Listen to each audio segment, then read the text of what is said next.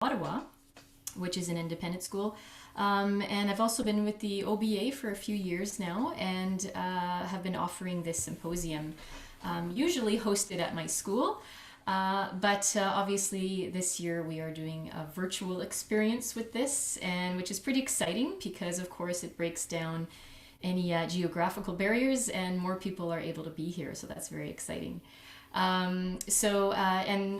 Yeah, thank you in advance for Alain for being here and graciously being, you know, an amazing clinician today. We're very excited. I know we were hoping to do something in person, but of course, didn't work out. And just a quick little thank you to Angela from the OBA and Pratik as well from the OBA who are helping out today with logistical things. It's very, very appreciated. But anyway, without much further ado, Alain Cazes from McGill University, and he asked to say a few words to introduce himself, so I'm going to pass it on. So merci Alain, and Yeah, welcome. yeah. Thank you, Simon. Thank you very much. Yeah, just a few words for people that we meet for the first time, and you might not know me at all, and basically, I'm musicians like all of you, and I have probably the same background, same training background as some of you. I have to say, I'm teaching at McGill full time at McGill for the past 20 years. Actually, I announced officially this is my last year at McGill. If some of you, some are students now getting a conducting degree, would like to apply in a few years, McGill will announce an opening for my replacement. So this is my last year at McGill. I've been teaching full time for the past 20 years, and actually it's very interesting because I start teaching at McGill as a hourly teacher in 1981 after being refused as a student.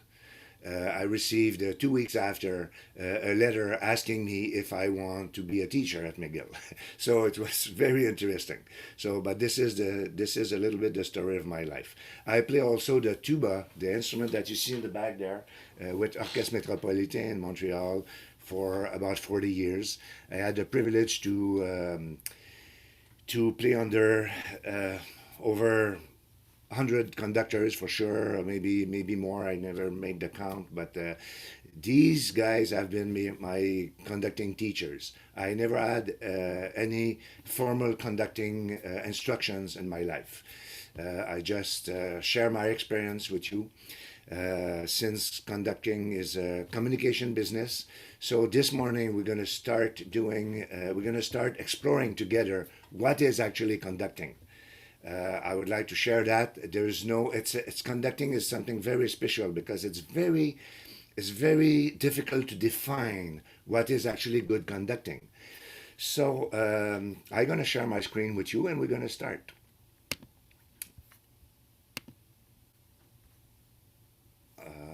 Okay, so you can see that screen. Okay, what great conductors have in common? So this we're going to observe four great conductors this morning who are extremely different and but probably have something also in common. So so it will be a group meditation and conducting. So we're gonna break out room at some point, and we're gonna split the group. And please take a notebook now and answer the following two questions. Please take a notebook, everyone, and I suggest that you use headphones to get the best quality out of the audio that we're gonna. I'm gonna check. I'm gonna just check if the audio is set. Yeah, the audio is all set here. Good. So, uh, please answer these two questions. What are the differences between these conductors, the conductors that we're going to see? Okay. And what are the similarities between these conductors? Okay. You will see that these four conductors will be extremely different. So please take note from the first conductor. We have about 3-4 minutes for each conductors. Okay, one conductor we're going to see only for like 1 minute, and some about 4 minutes. So please take your pad and take note of what you're going to see. Okay, so answer these two questions. What are the differences between these conductors, and what are the similarities between these conductors? So first conductor we're going to start with, it's Zubin Mehta with the Vienna Philharmonic.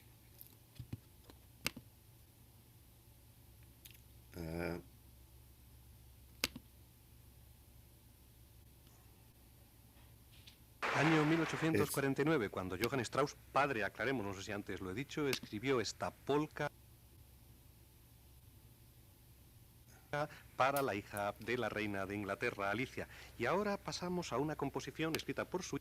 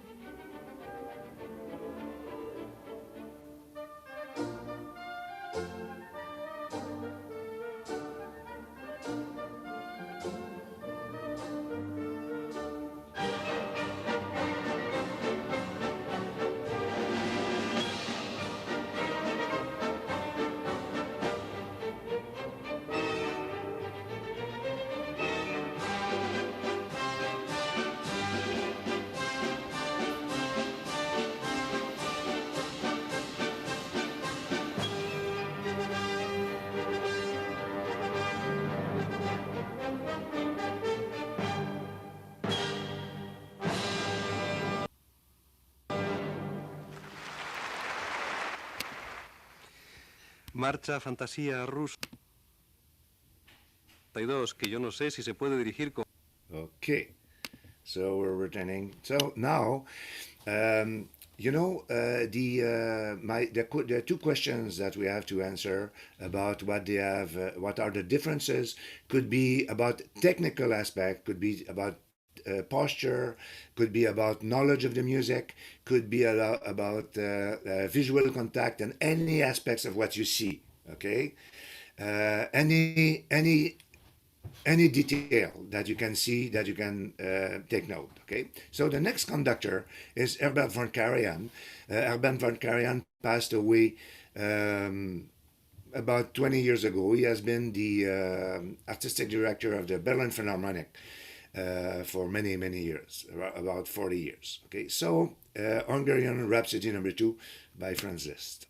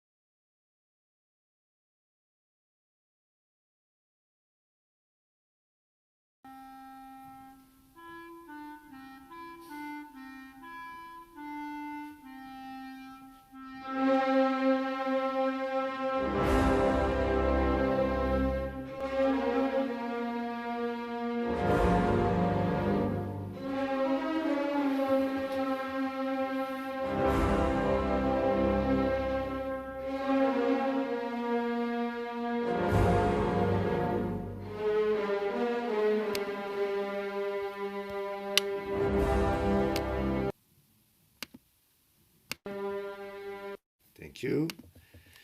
We're going to Valérie Gergiev with Orchestre de Paris. It's the first rehearsal. This one is in rehearsal, so it's the first rehearsal of Firebird Suite with Orchestre de Paris. So let's watch that.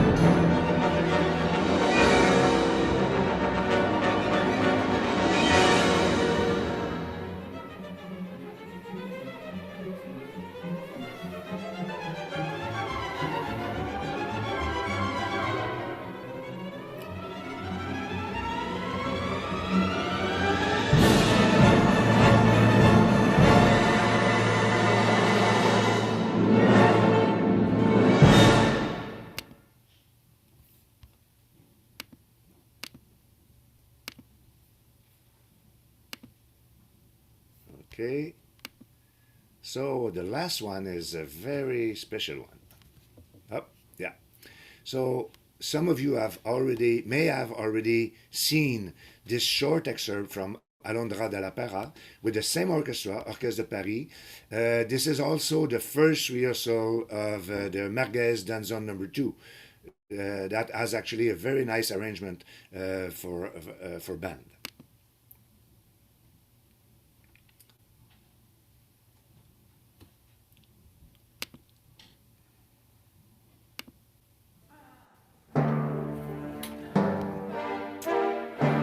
don't know what's happening. Excuse me.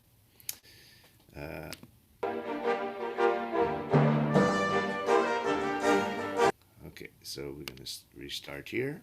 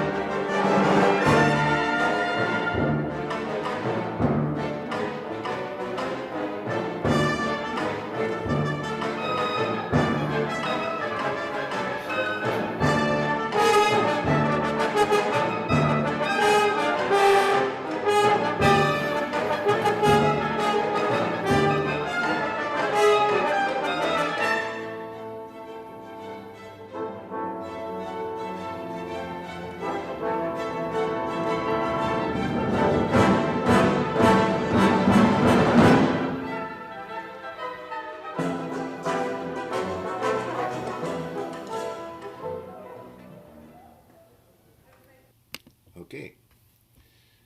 So she was the last conductor that I wanted you to observe. So now we're gonna have a group discussion. So Simon will organize a 10-minute breakout. It's a coffee break for me. So discuss please these three questions now. Okay. The first two questions were, what are the differences between these conductors? What are the similarities between these conductors? Okay. And also, I would like you to notice that I've selected all four of them have done things that we are always told to never do. Okay? All four of them. I would like you to identify these specific things. Okay? And the last question is, being so different, what makes them great conductors? This is a very important question for everyone who aspire to be a conductor. So being so different, what makes them great? Okay, so can you organize the breakout, Simon, and we will come back after. Sounds good. Yeah. So for about 10 minutes, I Yeah. think I So did yeah, automatic yeah, assign, so I think you'll just be yeah. popped into Uh, a Yeah, room. thank you. Simon, I would like also to identify one speaker for each group, please. Okay, one speaker who will speak for the group. Okay, we get back together. Okay, thank you very much. Perfect. Okay. So once you're in your room, please pick a speaker. Okay. Good luck, everybody. Have fun. Here we go.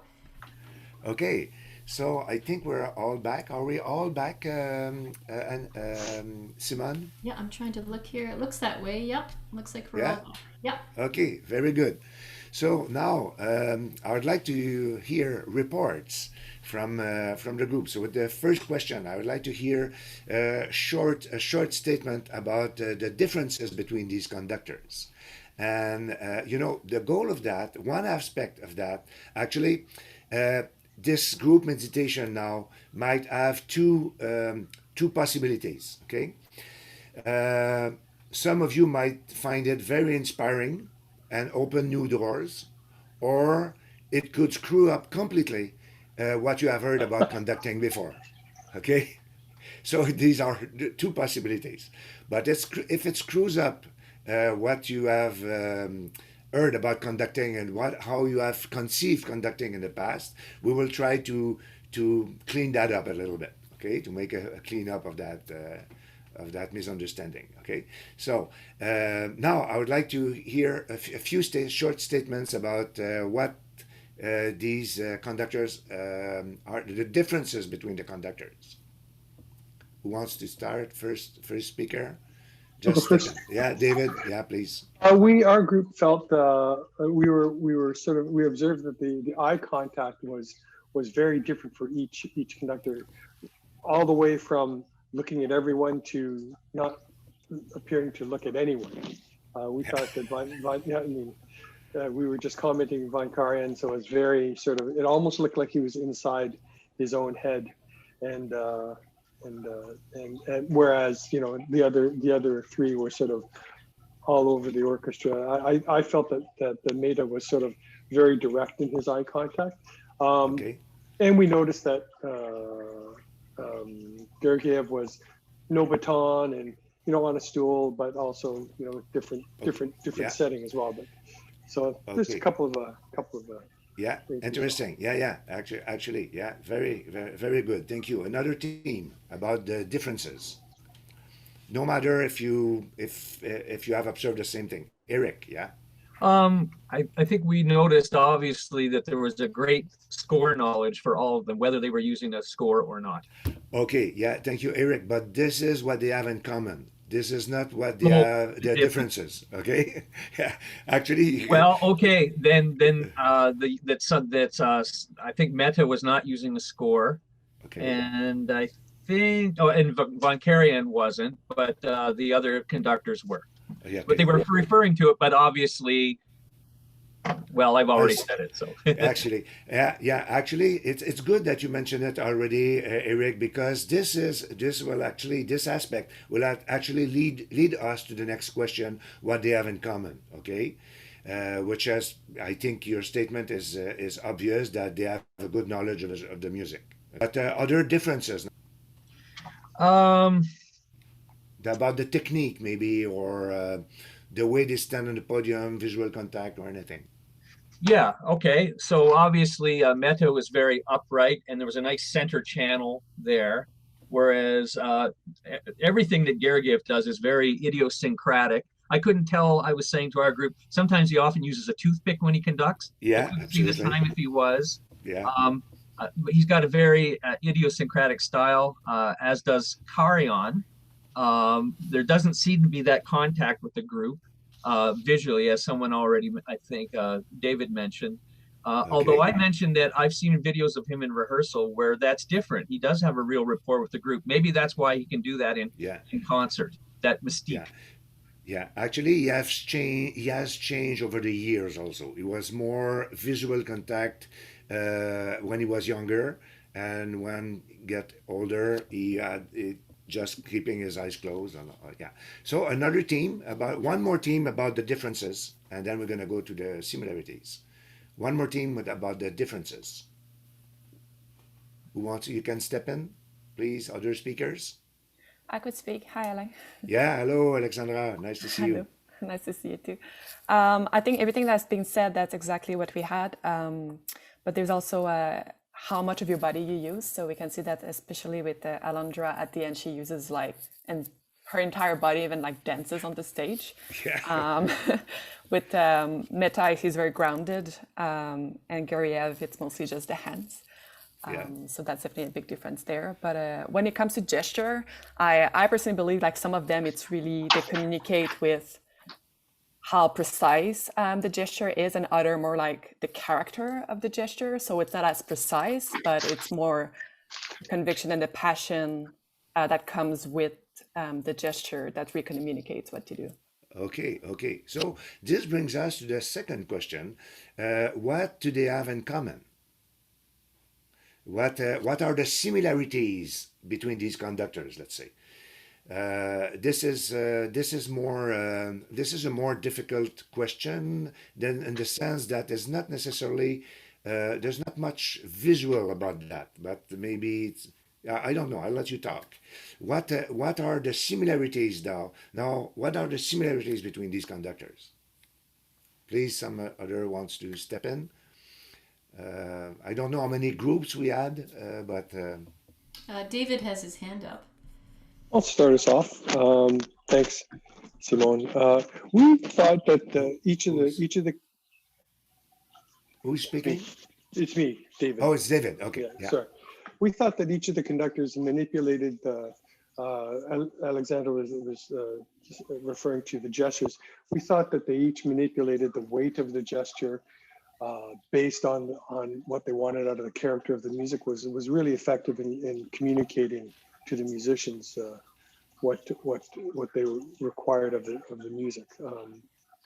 So you found them all good communicators, right? Yeah, and with this, especially with the gesture, the weight of the gesture and the speed of the gesture really sort of communicated what they wanted. Okay, very good. Yeah, something else? Marie-France? Hi, good morning.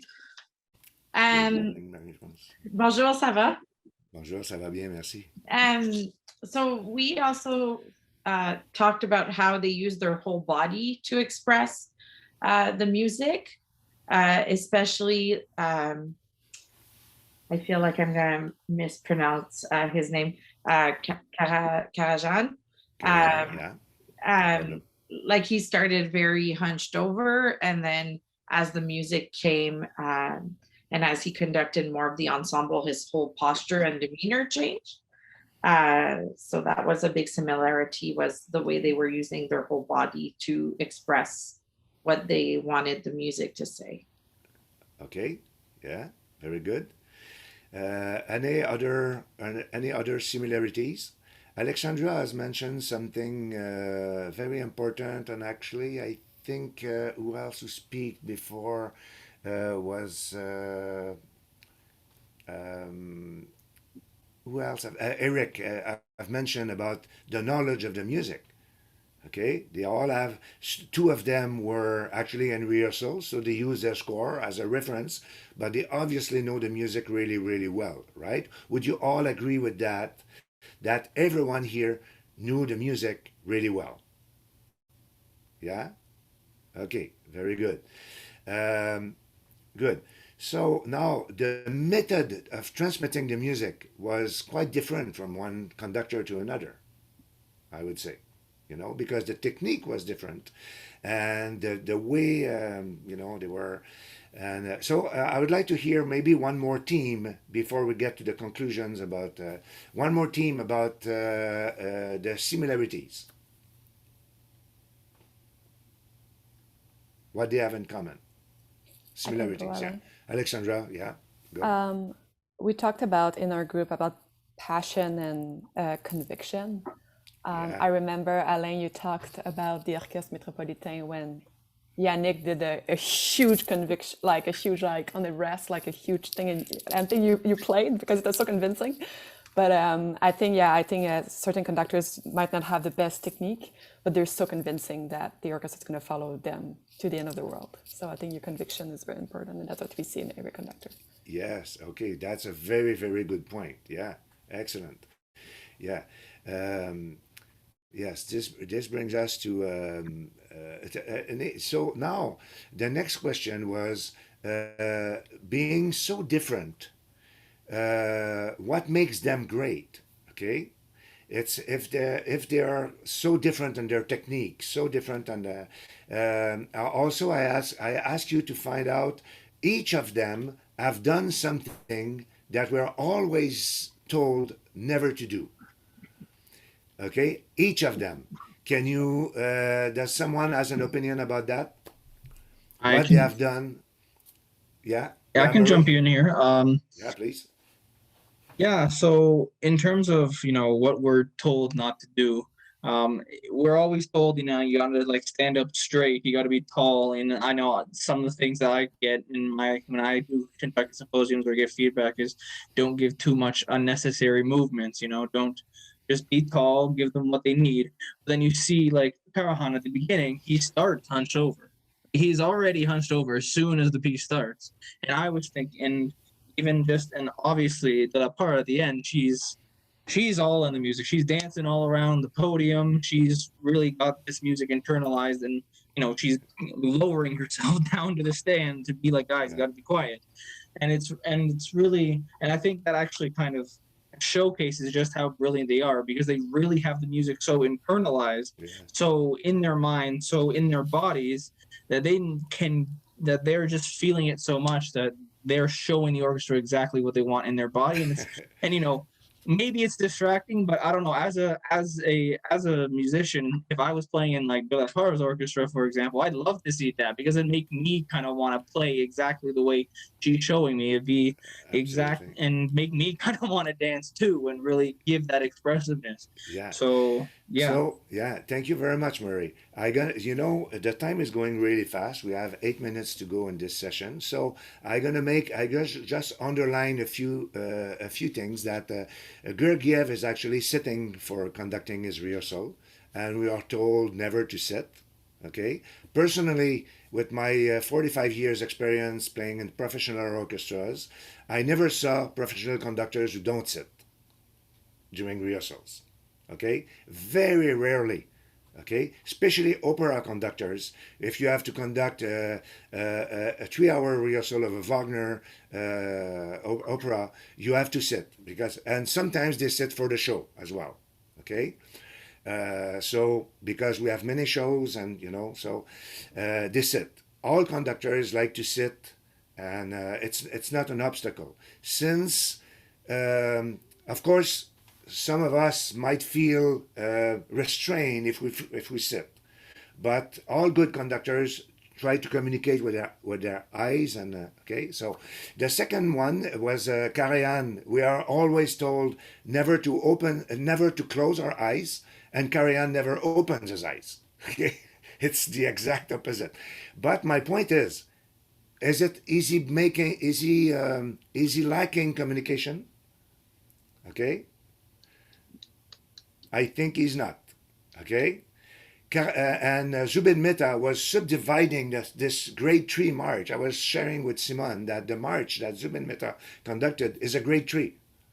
And it was nice to see how much the Vienna Philharmonic was engaged in playing that easy music for them. Okay, it's like every note was important, and it was so much dedication, and Mehta was conducting with so much conviction, as Alexandra has stated. Okay, so one conclusion that I would like to make with that, one aspect that I would like to underline is being so different, they can be great conductors.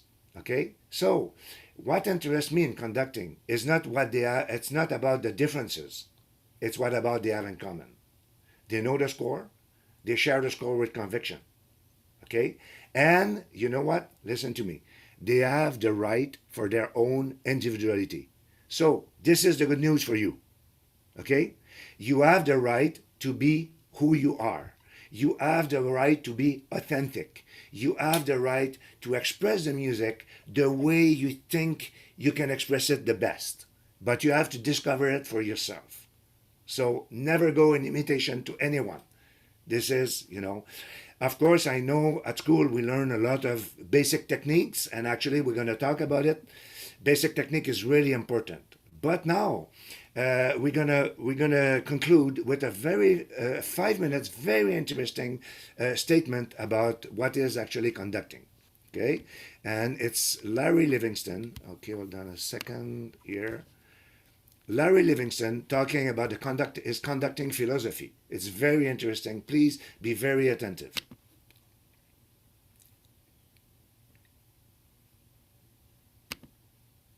He's a very thoughtful conductor.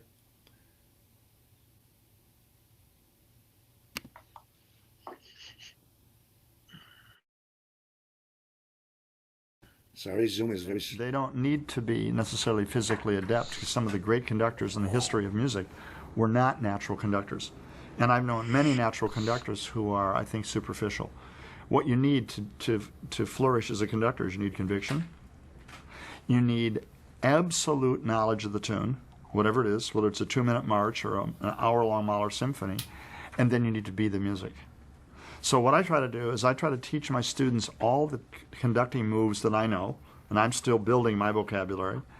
And once they're done, I ask them to forget everything they know about conducting and be the music.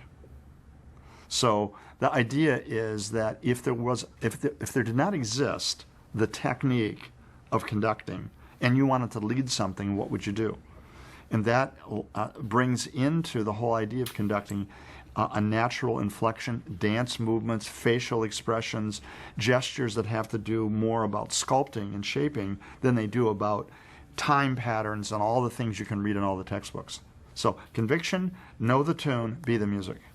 There is a responsibility to keep the beat, and orchestras in general don't want to play for people who are somehow in a kind of an emotional arabesque, leaving them in the dirt. They want to know when to play. They want to know what time to come in.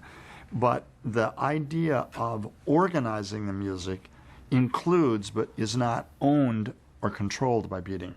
Because what you're doing there is you're trying to work as a congealer of all of the separate threads that make this special fabric what it is. And so to do that, technique is important, and you need to be able to have technical gestures, because there are places where you can't you can't just intuition your way through it. It has to be done by gesture. But in the end, the gestures ought to be the birth children of the music, not the opposite. So it's sort of a yin-yang thing. So I start off trying to make a big commitment to technique, and by the time I'm done, I'm hoping when they leave that technique is secondary and primary is to inflect the music. I'm just working with a wonderful student of mine now, is a boy from Spain, a very gifted child, and we're doing Mahler, and he's conducting Ti-da-dee-da-dee-da. It's beautiful, but it doesn't hurt. And I said, break your heart and I'll stitch it back together. So I sang for him instead, Ti-da-dee-da-dee-da, Ti-da, Ti-da-da-dee-da-dee-da. So if it's not on the edge of indescribably vulnerable, tender music, it's not meaningful. So the waving was about sculpting, not about beating. But there are other places where you need to show. So the technique is a huge device, but in the end, all the rivers flow together. So conducting an orchestra is as much about your ability to induce those people to want to go with you over the cliff as it is technique. And to do that, in my view, you need conviction, know the tune, and be the music. Now, of course, it doesn't hurt any if you have charisma, but you can't give that to somebody. And I learned long ago that everyone's charisma is an outgrowth of what's inside that person. It's not something you can take on and overlay. So when I'm working with this Spanish kid downstairs, I'm going to go back there in a minute, I told him, that's me. You don't have to be me, but I need to know the you that you are. That's the composers waiting for the you to show up. So when I've heard this this statement from Larry Livingston, I thought it was something very interesting, very inspiring, and that describes really well the differences between the similarities between what we have seen among these four great conductors. And actually, to my experience as an orchestra musician, and I've played, all around the world. I've played with the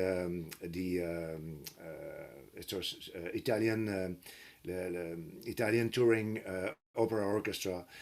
I played with Colorado Philharmonic. I played with the Montreal Symphony, the NAC Orchestra. I played with the Word Orchestra for 2 summers, and and being so lucky to work with all these great conductors. Actually, what he describes now is exactly what makes conductors great. Okay, so so do we have questions? No question.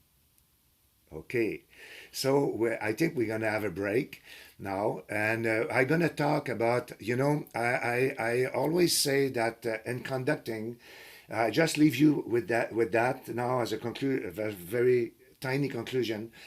We conduct the how. The how should include the when. But when we conduct only the when, it does not necessarily involve the how. Okay? So just think about it. And we will return. Next session is when? In 15 minutes, Simon? Yeah. Dennis Yeah. does have a question. Do you want to address that now or later? Yes, please. Okay. Yeah. Alain, I enjoyed the 4 excerpts, the 4 conductors that you showed us. I'm just curious if something motivated you to show us these particular conductors, because what I noticed was that von Karajan is really is a conductor of the late 19th, earliest 20th century. I mean, you would never see him do what Alondra did, who is basically a choreographer conductor. Yeah. and so I was wondering, because it gave us probably Mehta and then Gergiev and age. I was just interested in the chronology of their approach, and how in this 21st century, how that young woman has kind of developed the kinds of things that von Karajan did in his passion and so on, but in a much more communicative way that reflects our society, our musicians, our students. Yeah. That's a very good point, Dennis. Of course, we have seen also orchestral excerpts, musical excerpts that are extremely different from one another. We, the Liszt Rhapsody and the Danzon by Merguez is completely different kind of music. Okay, we have played with Alondra the New World Symphony. Okay, and she was still very, very rhythmic and engaged, and this her kind of what you have seen from her now was there too. Okay, but I select these conductors because of their differences, and at the same time, with their similarities, their ability to communicate their musical conviction. That no matter the age, the different school, the different approach, they can all make their point through and really meet the musicians with the music, with their conviction, and no matter. Okay, so I selected that just to show that we can do ourselves, and we have all our own way to express, and this is all good. Basically, you see what I mean? So we have room for individuality, and this we have to realize, and this is a very good news, because the conducting school could be extremely restrictive, and sometimes we could become a duplicate of our teacher. Okay, and I try to avoid that with my students. We talk about the basics of communication, but we will see that basically conducting is a communication business. Okay, and so this afternoon we're going to touch the basics of a good communication. We're going to see 6 main elements of a good communication, so we can return to that. Okay, so Simon, but thank you for your question, Dennis. It's a question that has multiple possible answers, possibly. Thanks. Okay, great. I think we're on a break, right? So we'll start back at 10:45. Is that good, Alain? Yeah. Okay. This means I think we're good to go, and it's 10:46. So yeah. Okay. So can you share your screen then? I will. You're gonna lead that. For sure. Yeah. Here we go. Welcome back, everybody, and we'll get started with session 2.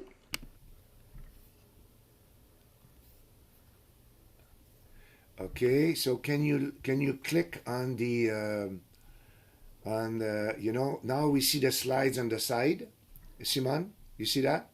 Yeah. So very great. Okay, so welcome back, everyone.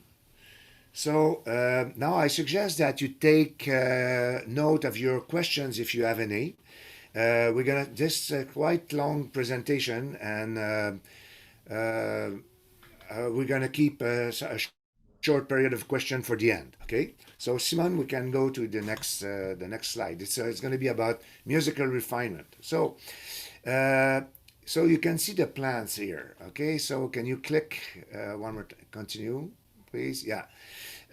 So success is not an objective, it's a consequence. This is my conviction. Okay, because when we set success as an objective, of course this is what we want, but we have to realize that it's much more of a consequence. It's something that it's a growth principle. Okay, a well-watered plant bears beautiful fruits. Well-directed students will also come to maturity. You know, it's just it has to be something natural. Okay, so my point is, you know, when you have a plant, you just give water and sun, and it grows naturally. Okay, so I think the efficiency of our teaching is based on that principle. Okay, so let's look at the next slide, please.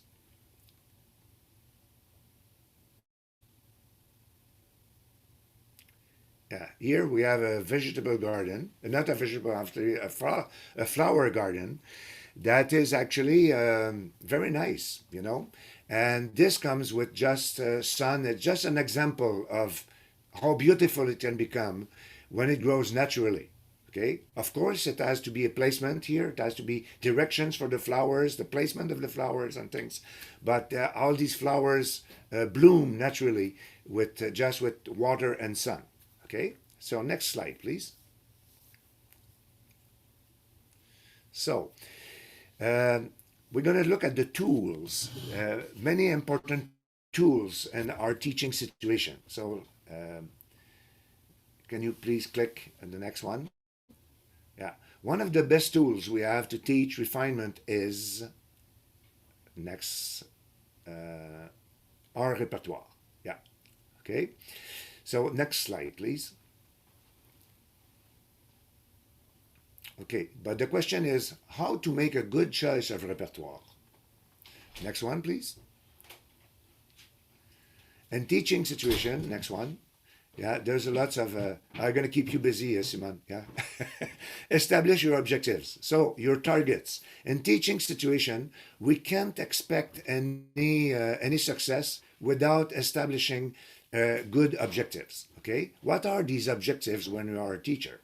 Next slide, please. So we're going to talk about the objectives here. Now, the next one. Yeah, clear pedagogical targets. So teaching with purpose, yeah.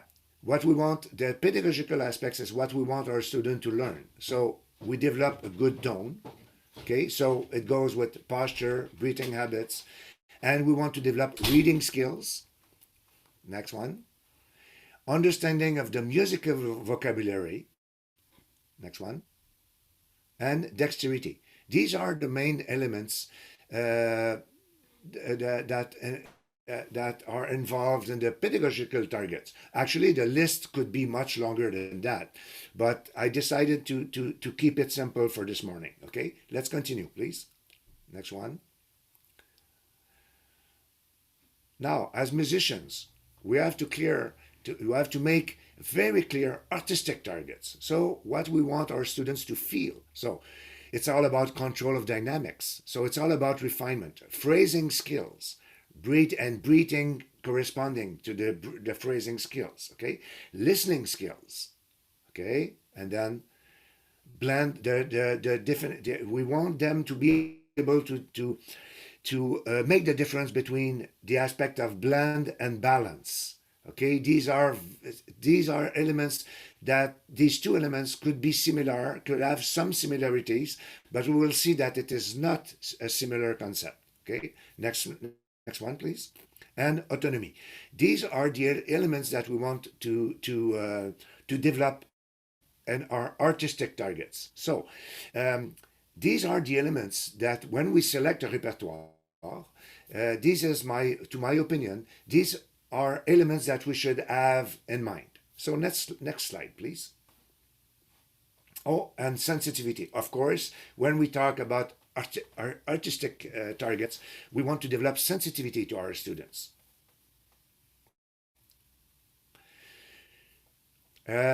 The objectives should be adapted to the student's level.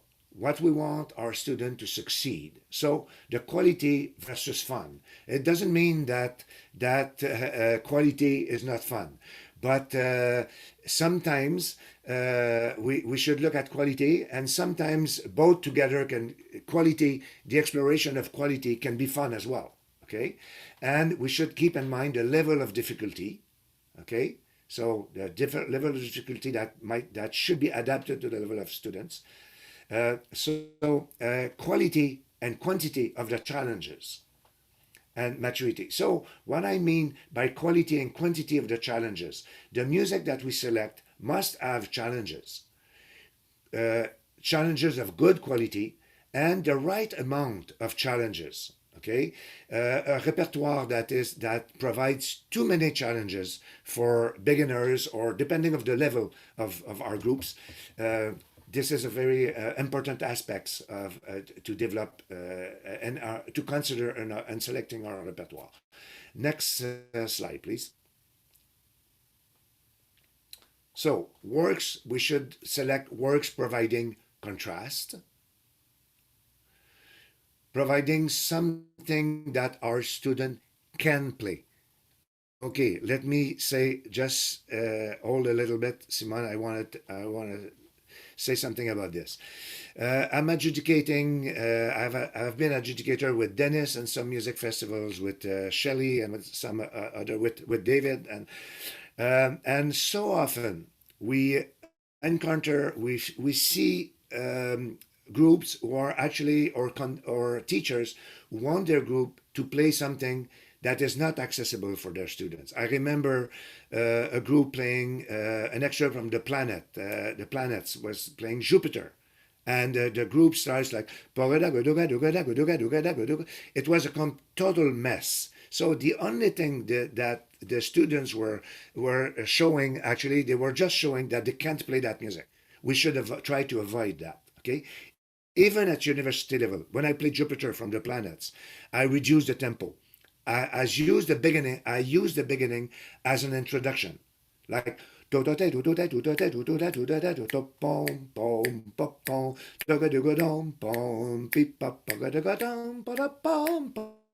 and then I go in tempo. So I make it a musical choice to change the speed of the introduction to make sure the students can play what we, okay? So this is a very important aspect, okay? Select repertoire that your student can play. Realistic challenges then, okay? Next one, please. So the concept is, as an artist, we perform things that we can do, not things that we can't do. Next statement, yeah. So not too fast. Next one. Not too loud. Next one, yeah. Not too difficult, nor too easy, okay? So there's a very interesting statement from Alfred Reed on the gallop of the first suite. So let's look at the beginning of that movement. Next slide. Look at what he writes. He says, as fast as possible, but no faster. Okay? It's very interesting, okay?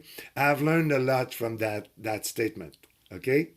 So I remember a McGill student, a very fine trombone player. She came to me and said, Alain, I'm auditioning for Thunder Bay Symphony, and I would like to play my excerpts for you. I said, okay, you're very welcome. So she came to play, and she played her excerpts, and then she arrived at Bruckner 7. The main trombone sections of Bruckner 7, the last movement, are triple forte. So she started playing so loud, and I said, okay, could you just play it a little, just not as loud? And she said, but Alain, it's written triple forte. I said, yes, but the only thing you show now is that you can't play triple forte. That's not what you want to show. Okay, so she said, oh, okay. So this is to say, in the practice studio, we can try to enlarge our targets. We can challenge our limitations. Okay, but when we play in front of someone, we should play something we can do. So we reduce the dynamics on that Bruckner 7, and then suddenly it sounded really, really good. Okay, so it might not be triple forte, but at least if you show something that you can do, you can pass the first round. Okay, so next slide, please. So suggested proportions regarding difficulty level. And the selection of the proportion of selection of your repertoire in your class. I suggest that you provide only 20% of your repertoire. On 100%, only 20%. So one fifth of the work that is difficult for your student. So this is work that needs individual work in the perspective to develop technical skills and control. This is work that will need work from home. Okay, outside of rehearsals. Okay, so a small amount. So actually, the students will have to really focus working hard on that repertoire if they want to achieve it. So the medium difficulty repertoire is about 50% of the proportions. So these are works regarding the high level of attention during rehearsals, encouraging the development of artistic aspects such as phrasing, balance, dynamic control, breathing, articulations, and attentive visual contact with the conductor. So you can really work on very difficult repertoire. It's very difficult to work on the basics, okay? These are excessive challenges. So we have to return to something that students can really play. And then the next one, AZ is about for 30%. Works that provide immediate sense of accomplishment. These works can provide material to reinforce basic elements of good tone quality, good quality ensemble playing, like tone projection, blend, and phrasing. This part can include occasional sight reading. So if you select a sight reading, select something that will give your students an immediate reward. Then you can really suggest targets about listening and about blending things together, about shaping, and about you can really return to the basics. They're not so busy trying to figure out the level of notes or complicated rhythms. Okay, so these are the suggestions. Of course, when I bring numbers like this, 20, 50, 30, of course, these numbers are flexible, but these are just an idea of how we should approach the difficulty level when we select repertoire. Okay, next slide. Contrast, yeah, our repertoire should provide contrast. So I like this image on the side of the screen here, with different some kind of kaleidoscope or lots of different colors. Okay, difference of styles. So different styles. Continue, next one. Different periods. So styles and periods are two things different. You can have different styles in the same period. But of course, if you switch periods, you will definitely reach the different styles also. Next one, please. So different level of difficulties. This we have already talked about. Next one. Different tempos. So in the situation of adjudicating, okay, adjudicators, if you apply for a music festival, you want to participate in a music festival, we would like to see the variety that you use in your teaching. So it could be a contemporary, really weird contemporary first piece, or it could be just a march as an opening. And then the second piece could be something much more meditative, and as a last piece, bring something with much more difficulties, technical difficulties, or much more avant-garde kind of vocabulary. So different aesthetics for the last one. So next one, please. So the different aesthetics. So that's what we're looking for when we are adjudicators, when we make comments about the choice of repertoire. So we're looking for different styles, different periods, if it's possible. It's not an obligation, but if the concept of different styles is meet, this is fine. So different difficulties, different tempo, and different musical aesthetics. So we have to keep the pedagogical aspect and the artistic aspect in mind when selecting the repertoire. So the next important tools we must consider is our warm-up. Yeah, very important. So during next slide, please. During music festivals, we hear groups making warm-ups on stage, but sometimes we just hear exercises, and exercises done without a purpose. So the warm-up done without a purpose doesn't lead anywhere. So next point, please. Yeah. So we should select a warm-up. We should that develop good listening habits. So blend versus balance. We're going to develop that aspect after, okay? To develop the sense of inner pulse, to develop autonomy. So in your warm-up, I suggest to do at least a section of the warm-up without beating, without the conductor beating. So let your student develop the inner sense of pulse. Okay, so it could be long notes, it could be quarter notes, and it could be so. And another aspect, develop the focus, the consciousness. The focus is all about the consciousness of what's going around them. Okay, next one. Develop flexibility, of course, finger dexterity and general technique. So this could be also a part of the warm-up. Not necessarily the warm-up on stage, but the warm-up in your classroom. Okay, so these are elements that I suggest to consider in your warm-up in the classroom. The dexterity aspect, you don't have to cover all these aspects in one warm-up. You don't have to cover all these aspects every day. It could be one aspect for one day. The day after, it could be one or two other aspects. Okay, so something that you can teach. Actually, the warm-up is the best moment for teaching all the basics of tone production and phrasing. Developing phrasing habits. If you play a scale, it's not going like pa pa pa pa pa. It's pa pa pa. So if you're making a scale, make sure that you tell your student to go from one note to the next. So having the first note, when they start the first note, they should have the last one in mind. So as I mentioned, sometimes I'm not interested to hear where you are. I'm interested to hear where you go.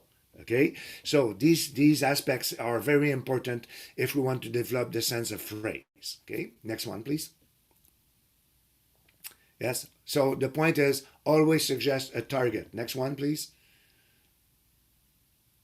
Yeah, the target is very important. So now it brings us to the difference between blend and balance. What is the difference? The blend is all about the similarity of the parts, how they match together, how the tone blend together, how the volume blend together, how the phrases blend together, style and articulation, okay? So it's all about the similarity of the parts, okay?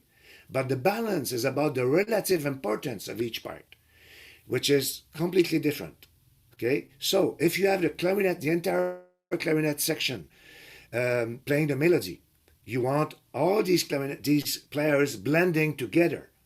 But in terms of balance, if they have the melody, you want them to be above the rest of the group. You see what I mean? So the rest of the group, the accompaniment should blend together, melodic elements should blend together, but the proper balance should be achieved. So this leads us to the next slide.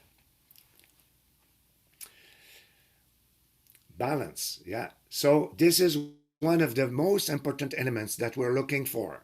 So regarding balance is regarding the different tone layers. So I was talking about let's here you see in the image we have 4 different layers. Definitely the first layer would be all melodic aspects.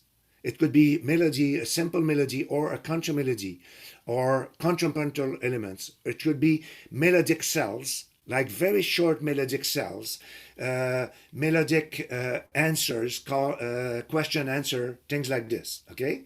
Then second could be rhythmic elements, or could be harmonic elements, depending on the content. Okay. So the music is always constructed as different layers. So as conductors, we must look at in front of our score and say, okay, what are the layers here?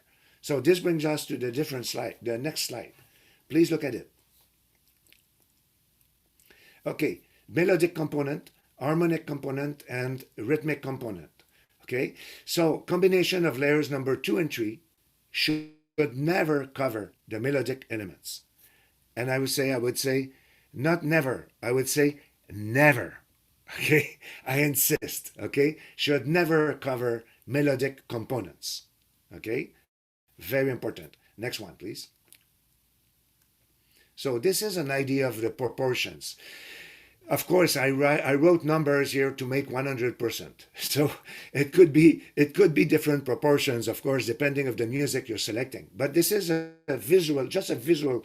So I selected different size of fonts here just to express the relative importance of the different aspect, the different layers. So melody covering 44% of the sound, harmony covering 32%, and rhythm. So let's say percussion section, supportive percussion section, maybe only 24% of the. So the percussion, I like to say, are the we're going to see more in detail, but they're more like the spices of the meal. Okay, so let's continue with the next slide, please. So the harmonic pyramid. So this is a very touchy element. Okay, without the harmonic pyramid should be conceived in a way that is not breaking the transparency of tone. So we're going to look at what is transparency of tone. Okay, it's very popular to build in North America to build a sound from the bottom to the top. The point is to avoid harsh sound, to avoid very harsh, bright, and out of control, high range that are very percussive kind of that causes a kind of disagreement for the listener. Okay, this I can understand, but we have to be careful. Okay, let me give you an example. I'm going to give an example from orchestral repertoire. Okay, German repertoire, Bruckner, Brahms, Wagner especially, is built from the bottom to the top. But French music is exactly the opposite.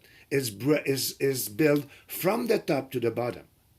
Okay, if I'm singing Meistersinger Overture, okay, ta ta ta ta from Wagner, pom pom pom pom pom pom pom pom. This melody is based. It sits on a very melodic bass line. Pom pa da da da dee da da da dee da dee da da. So this pom pom pom pom should sit on that very nice melodic bass line. So it's built from the bottom to the top. But if I sing an excerpt from Symphonie Fantastique, this is the top line, and curiously the bass line goes pum pum pum pum pum pum pum pum pum. The bass line takes its character from the melody. You see what I mean? So it's completely reversed. Most of Ravel music, Debussy music, it's so. I just give these two extremes as an example. Okay, because some of the repertoire that we select the sound should be built from the bottom to the top, but not always. Some of the repertoire we select should be constructed from the top to the bottom. It depends of the quality of the basement, let's say, of the harmonic basement, okay? But definitely it applies in all sections. When you have sections, chords, and the trumpet section, as an example, trumpet 1, 2, 3. Trumpet 2 and 3 should be as present as the first trumpet part if you want a rich tone. In clarinet section, as an example, I like to have 2 first clarinets, 3 second, and 4 third. It brings a very nice rich sound in the clarinets. Of course, the first clarinet, because of the register they mainly explore, they're going to carry out. Don't worry about that, okay? And the second and third clarinets are playing in a register that is much less productive. So this concept here of constructing from the bottom to the top applies to inside the section, okay? So let's go to the next slide. So this is my concept of transparency of tone. Look, the music is constructed that way. Look, we have glasses here. We have a first glass, we have a second glass, a third, and a fourth one. Okay, and you know what? If I make a design on the first glass with a red marker, if I make a design of the second glass with a green marker, and I go on like this so from the bottom, from the front here, I can see all the designs. So the design of the first glass should, even the most important, should not hide the design of the third and fourth glass. You see what I mean? So music is built that way. So we're going to see from the next picture what I mean by that. Next slide, please. So, look at the design look at this picture on the left side of the image. So we have glasses here that are transparent, and we have an image that we can see. Since the glasses are transparent, we can see all the aspect of transparency. The music is built that way. Look at the score on the right now. Okay, this leads us to the next. This leads us to the next slide, please. So, please look at the music here. So, before getting to the next level, please look at this music. Try to identify who has the melody. What is the first layer? What is the second layer? We have actually 5 layers here, if I include the percussion support. Okay, all layers are written fortissimo. So this needs a score study if you want to get the proper balance. And we are spontaneously attracted by the top line. Do re mi re re fa mi re mi re do si do re do, thinking that it is the melody. But look at the bass line. Do mi sol fa fa la fa sol. Now, can we get to the next slide, please? Next aspect. Yeah, here we have low woodwinds and low brass. We have 14 players. High woodwinds and xylophone have only 12 players, and low woodwinds and low brass, mainly low brass, are much more powerful than the top line of the high woodwinds. Okay, and we have only the combination of saxophone and horns make a third layer. Trumpets, we have, let's say, 4 players in this section, and 4 percussion players who are carrying their parts. So definitely here we can see that the melody should be in the bass line. Okay, but this needs a score study to do that. Okay, so this is with a well-balanced ensemble. So an ensemble of about 43 musicians here. So we have about this proper balance here. So this leads us to the next slide.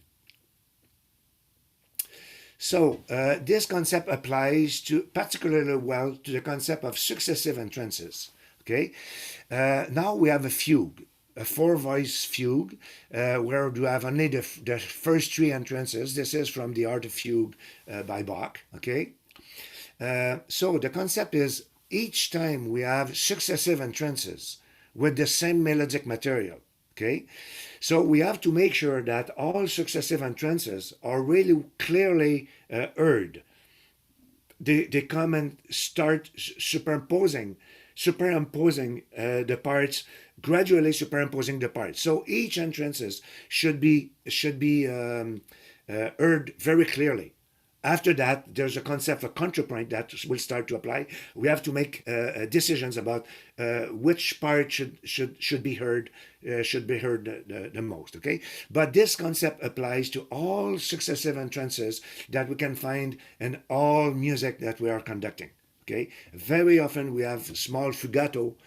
If I take an example, if we sing Frère Jacques in canon, okay, this is an example of Frère Jacques, during the Dormez-vous. It could be another part coming in Frère Jacques again, and we have up to 4 voices.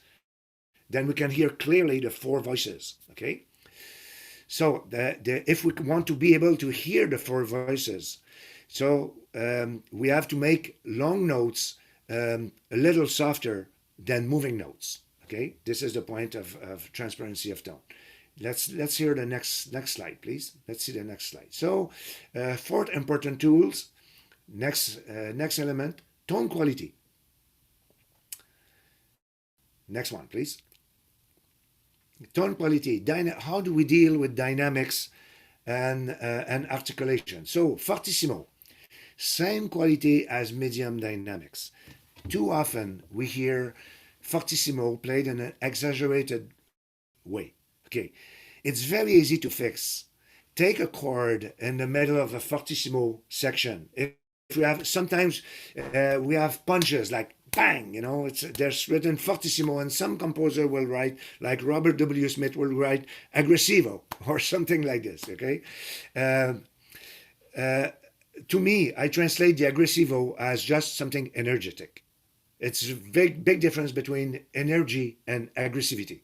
Okay, if I talk to you aggressively, you'll see the difference between talking to you just energically. Okay, so it's very important that we give the same treatment, the same quality treatment, and fortissimo that we give to the medium dynamics. In terms of tongue, the application of tongue, louder we play, we tend to apply more tongue, more tongue. So we go that ta ta ta. And decide to destroy the tone quality. The principle is very easy. The tongue is a valve that releases the air. Okay, we talk about tonguing, but it's not a right expression. Of course, tonguing relies to the movement of the tongue. That's okay, but the tongue is a release tool. So we should not build too much pressure on the back of the tongue. If we create an explosion, we lose the control of the tone when the sound is coming out. So it has to be the proper balance between the quantity of wind controlled by the release of the tongue. So ta ta ta ta ta, ah ah ah ah ah, ta ta ta ta ta, and then louder we go, more air we should put, and try to release the tongue slightly to preserve the good tone quality. Next one, please. Pianissimo, same energy as stronger dynamics. So and articulate more clearly in pianissimo. Here, articulation they will sound a little foggy if you don't go more specific in pianissimo dynamics. Okay, so this is for articulation. But no, can you please return back, please? Sorry, Simon. Yeah. The same energy. It's a very interesting YouTube excerpt of Gustavo Dudamel rehearsing the 3rd movement of Mahler First Symphony. When it's this little tune of Frère Jacques played in minor.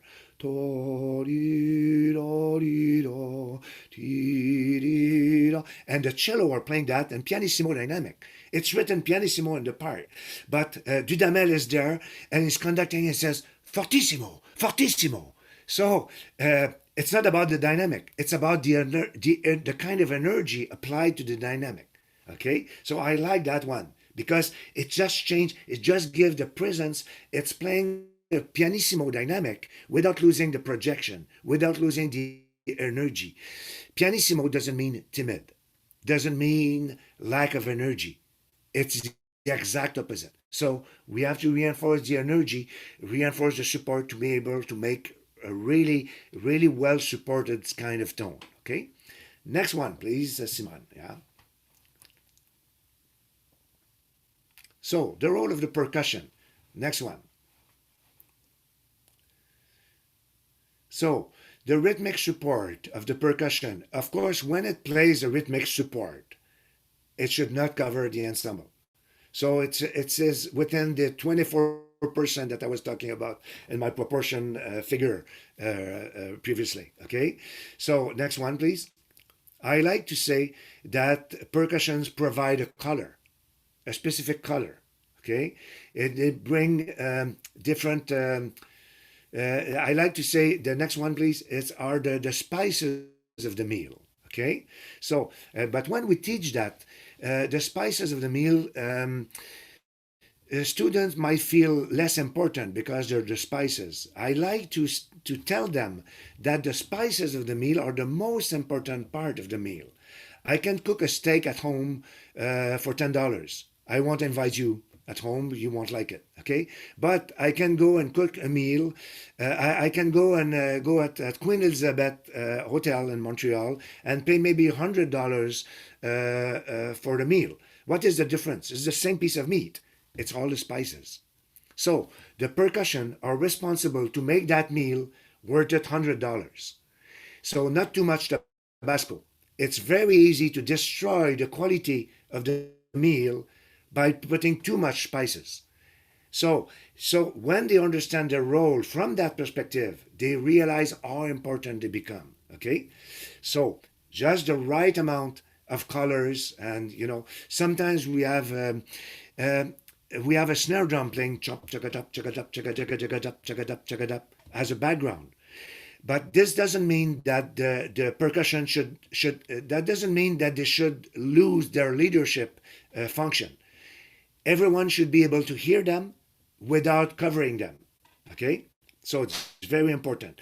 The very often and repetitive rhythmic figures, the percussion plays a role of leadership. They should assume that leadership role by moving the ensemble, okay, carrying the responsibility to make the ensemble move, okay, but not exceeding the volume. So this is a challenge, actually. Yeah, especially when we play in a music festival, where we play in a room that is completely different acoustics, and we're sitting right in front of the wall, and the percussion is right in front of the wall, and the acoustic is completely different than the classroom. Sometimes I remember rehearsing in MMR studio at McGill with the Wind Symphony, and then we arrive on stage. I have to rebuild completely the balance of the ensemble for the dress rehearsal. So it was not a pleasant situation. So my point is they should never cover other parts unless it's a solo. So they might have percussion solo, a timpani solo. Then they should really take it in their hands and actually reach the same volume of the entire ensemble during their solo. So it's a completely reverse role. So it's very important to make them realize that. Okay, next one, please. So the fifth aspect, next important consideration is the instrumentation. This is a very important aspect, and I'm afraid that I may hurt some of the teachers here today, but just try to figure out my point. Okay.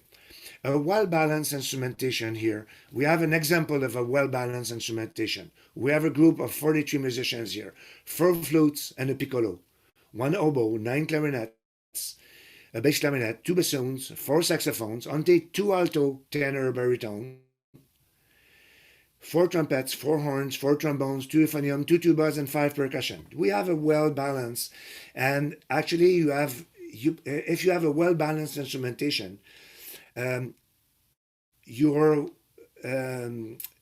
you put all your chances to on your side to have a better balance of the different layers that you're approaching. Next one, please. Look at the proportion now. Okay, so we have 22 woodwinds, 16 brass, 5 percussion for a total of 43 players. Okay. Now we're going to explore together very quickly the balance. Next slide, please. The balance and three different size of group. Okay. We have a group of 25. We have a small group of 25 musicians. Okay. So let's say we have three flutes, one oboe, six clarinets, possibly one bass clarinet or one bassoon, okay, one or two alto sax, and it goes on. So we have 13. If you go on the very bottom, we have 13 woodwinds, 9 brass, and 3 percussion. So, and the medium-sized ensemble, the middle row here, 43 musicians. This is the exact example that we have seen in the previous slide. So now we have to the right here a large ensemble of 60 musicians. I'm sorry for the mistakes, for the orthograph mistakes. So we may have like 6 flutes, 3 oboes, including maybe an English horn, okay, 12 B-flat clarinets, maybe including an E-flat clarinet, 2 bass clarinets, 2 bassoons, still 4 saxophones, okay, or maybe more. It could go to 4 alto, 1 tenor. Yeah, here we have 4 alto actually, 2 tenors and 1 baritone sax. So we have 7 saxophones in that proportion, 6 horns, 6 trumpets, 4 trombones, 2 euphonium, 3 tubas. Very important.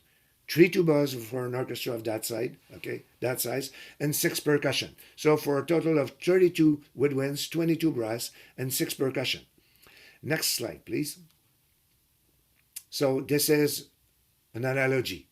The analogy of the baseball field.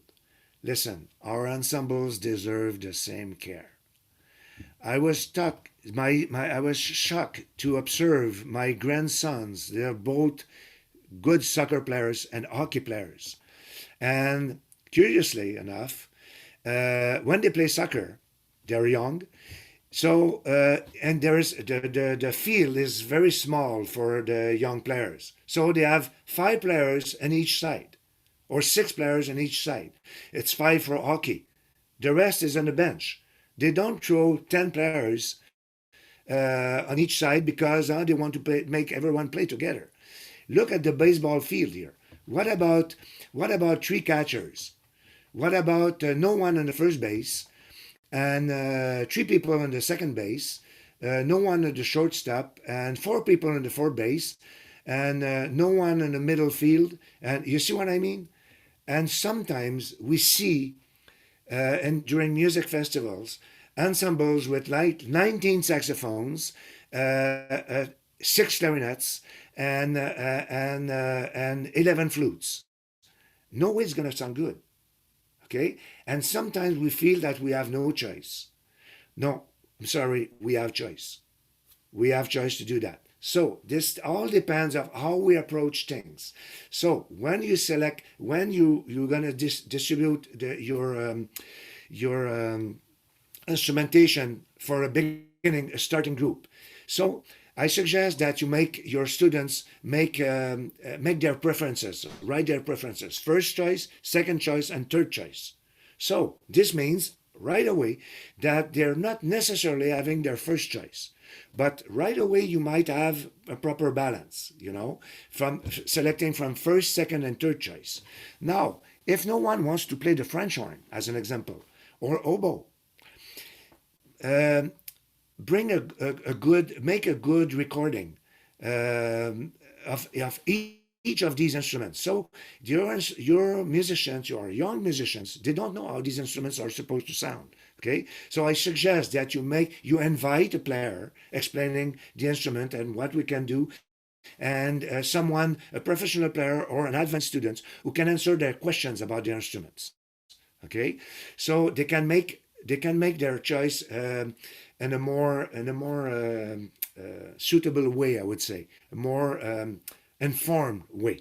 Okay, not only that, when I first started music, I started playing music in high school, and I was seeing myself as a saxophone player in a jazz band. Okay, and when I arrived in a music school and the music class, the conductor said, the teacher said, Alain, before playing saxophone, I would like my players to play clarinet first. 1 semester of clarinet. I said, no way, I don't want to play a clarinet. I'm sorry, Dennis. I didn't want to play the clarinet. So I say, okay, I'm going to play the trumpet. But the problem was it was so too many players wanted to play the trumpet. So I said the flute. And it was only two flutes available. So I said, okay, what about the trombone? And I was too too small to play the trombone. I could not reach the seventh position. I was 14 years old, very, very small. So I said, what about the big one here? What's the name? He said the tuba. But if you're too small to play, if you're too small to play the trombone, you're too small to play the tuba. I said, there's no slide. Okay. So he said, the teacher accepted, and finally I turned out to be a tuba player, and I fell in love with the instrument. So you never know how things is gonna turn out. Okay, so but I encourage you to invite players in the class to make demonstration of their instruments. So your students have a better idea of how these instruments are supposed to sound. Okay, thank you. Next slide, please. Yeah, this next one. Rehearsal techniques. Of course, rehearsal techniques. I'm gonna go very, very quickly because I have one full presentation of 1.5 hours on rehearsal techniques. Okay, but now we're gonna just see some aspects of rehearsal techniques. Okay, so how dynamics applies to the phrase. Sometimes we are afraid to get out of the dynamic. But let's say I'm talking to you mezzo forte now. Okay, let's say this is the general level of my speech. But is my speech, no matter if I'm talking to you mezzo forte, my speech always, each phrase has a moment of peak and a moment of release. If I'm talking to you pianissimo, my speech has exactly the same shape to the pianissimo dynamic. And if I talk to a huge, in front of a huge hall without a microphone, I'm gonna have to talk fortissimo, but my speech will still have a shape. You see what I mean? So this is a graphic of how dynamics, how shape should apply to dynamics. Okay, we can have a phrase here written forte. Forte is just a general information where we should build a shape around the dynamic. Same thing with mezzo forte and same thing with piano. So it's a possibility that the peak of the phrase and piano dynamic will reach the mezzo forte level. But the same phrase in the forte dynamic would reach probably a fortissimo. You see what I mean? So the shape is all about the life of the music. Okay, so it is a very important aspect of refinement, and so this is an important living part of the music. Without shape, there's no life. This is a strong belief. Okay, so if I start talking to you like this, all in 5 minutes you fall to sleep. You see what I mean? It's as important as this. Now, phrasing versus breathing. Next one, please. Quality of breathing will impact the phrasing. Listen, quality of breathing will impact the phrasing. Next one. But look, quality of phrasing will impact breathing. I like to approach breathing habits from the phrasing perspective. I can ask you to sing Frère Jacques, make 2 bars phrase. Frère Jacques, dormez-vous. Or I can ask you to sing Frère Jacques in a four bar phrase. So you're not going to breathe the same way if you know you have these four bars phrase to make. So if you tell that to your students, they're going to automatically, let's play this phrase of 4 bars in 1 breath. They're going to take a big breath. You see what I mean? No question about it. Okay? You won't even have to mention that they have to breathe more. So next one, please. So we make an exercise with that. Okay? So sing Au clair de la lune. Yeah, same thing. Au clair de la lune, mon ami Pierrot. I don't know if are these tunes known in English? Yeah, they are? Okay. Are they known in French or in English? Okay, so this is the idea. Okay, what I like to do as an exercise when I like to ask the kids to take a breath in one beat and exhale for 4 beats. So we do that. We breathe in one breath, and I make a count: 1, 2, 3, 4. And the exhale, I ask who has remaining air. So they all raise their hands. So I say, okay, now let's do the same exercise. Breathe in one count, and let's blow for 8 counts. So the quality of the breath is completely different automatically. It's intuitive. So I say if we have to blow for 16 counts, man, they're taking a huge breath. I say, now let's apply that to the phrase. So we have a phrase of 16 counts. So this is the kind of breath that applies to it. You see what I mean? So my point is, if we approach breathing, of course, we have to build good breathing habits in the warm-up. This is no question about it, okay? But when we perform the music, if we start approaching breathing from the breathing perspective, they're going to breathe correctly for 5 minutes.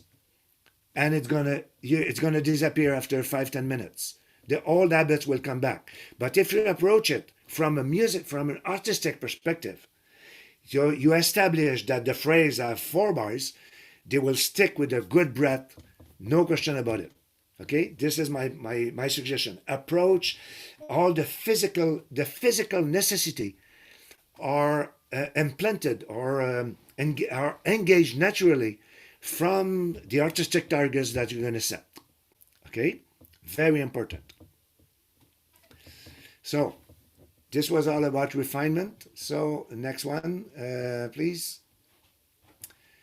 Transparent textures. Some weaknesses may appear in these situations. When you have transparent texture and you have a solo, you have a small oboe solo, or some weaknesses of your group might start to appear. So transparent section needs a little more care. When you have only one pair per part for proper balance, and transitions take time to work on transitions. Develop the concept of confident playing. So when we have transitions like change of tempo, gradual ritenuto, I like to say what means ritenuto. Ritenuto, accelerando, this all mean watch the conductor. Okay, this is a statement from Otto Werner Müller, one of the greatest conductor I've played for. Okay, he passed away a few years ago. Maybe some of you have heard of his name. He was a teacher, conducting teacher at Yale, and he came to Montreal. Was coming to Montreal quite often. One day he was really mad after the orchestra. He stopped the orchestra, saying, "What means ritenuto?" And one of the viola players said, "It means go slower." He says, "No, it means watch the conductor." I said, "Okay, that's a good one." So it's a good concept to teach. It's a good moment to teach that to your student. And intonation, check octaves and fifth, especially on thin orchestration passages. Okay, these are, of course, the list could be long, but these are very important elements about refinement. Take time to pay attention to these elements when you prepare your group to perform in a festival or a concert or whatever the situation. Okay, thank you. Next slide, please. Growth. We want our student to grow and become more mature. Next one, please. It is necessary to give them the tools, but also the attitudes, the behavior that will encourage this growth. Next one, please. Avoid over-conducting. Less is more. Okay, and we're gonna see why. Let's just keep it like this, Simon, for now. Okay. This principle makes our musicians more attentive. Why? We have all heard the statement, less is more. I like to ask young students to watch the ceiling, and then I conduct with a big gesture. I say, don't stop everything. Please all watch the ceiling. And I make big gesture, and I say, okay, raise your hand if you can see me.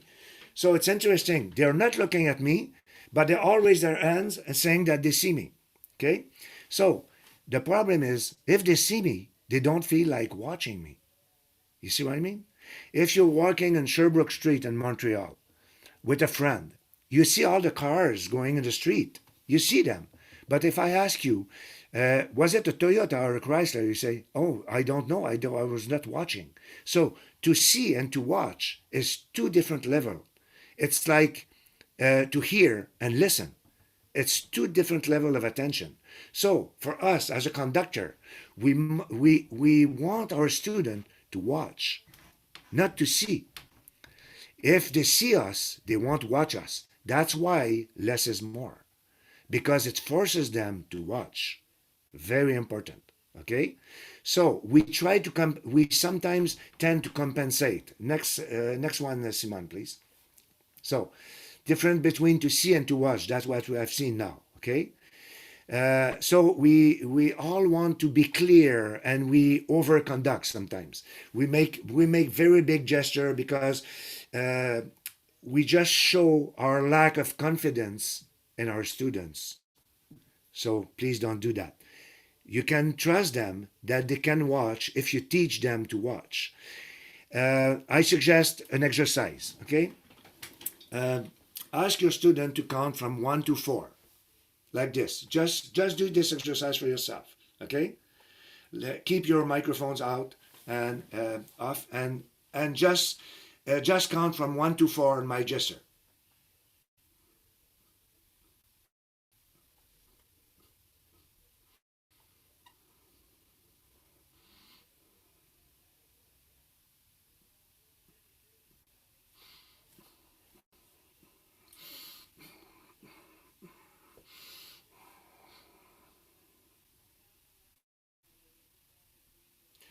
I'm sure you have all heard different sounds, and you are all able to do that. So if you do that with your class, just asking them to count, they will automatically reply. Let me tell you a very funny story.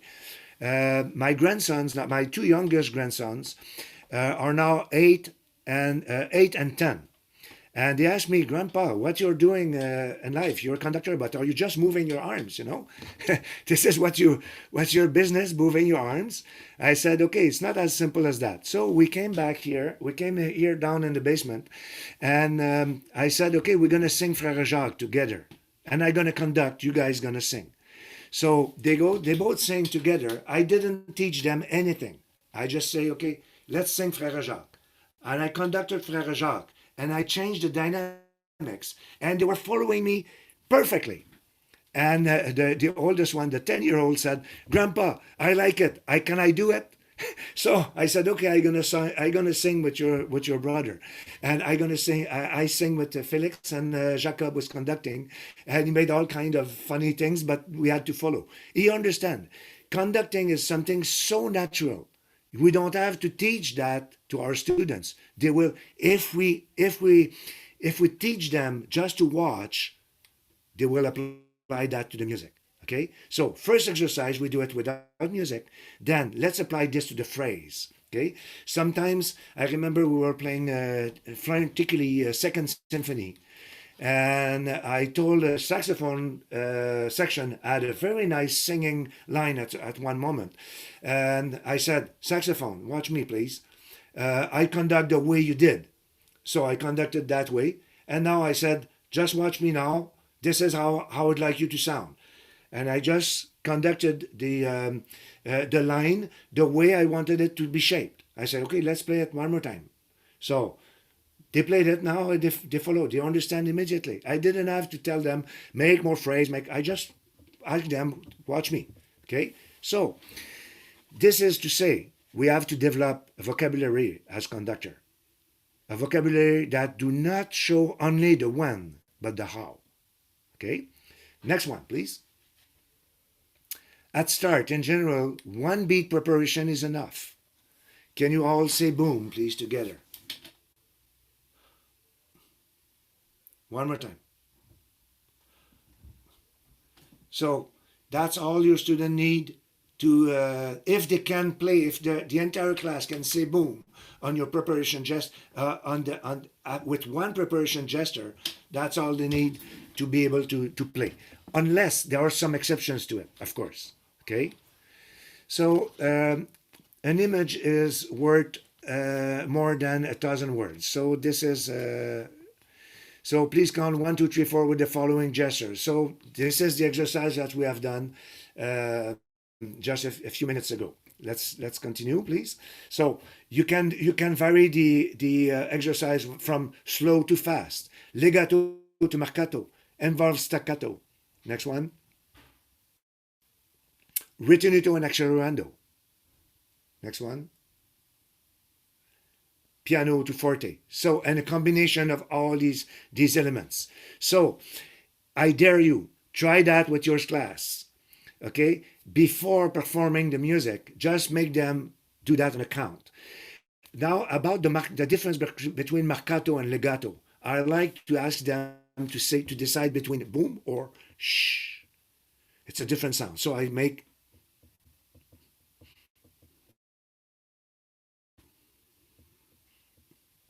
so they have to switch from boom to shh, but they understand that immediately. So they can apply that to the music very easily.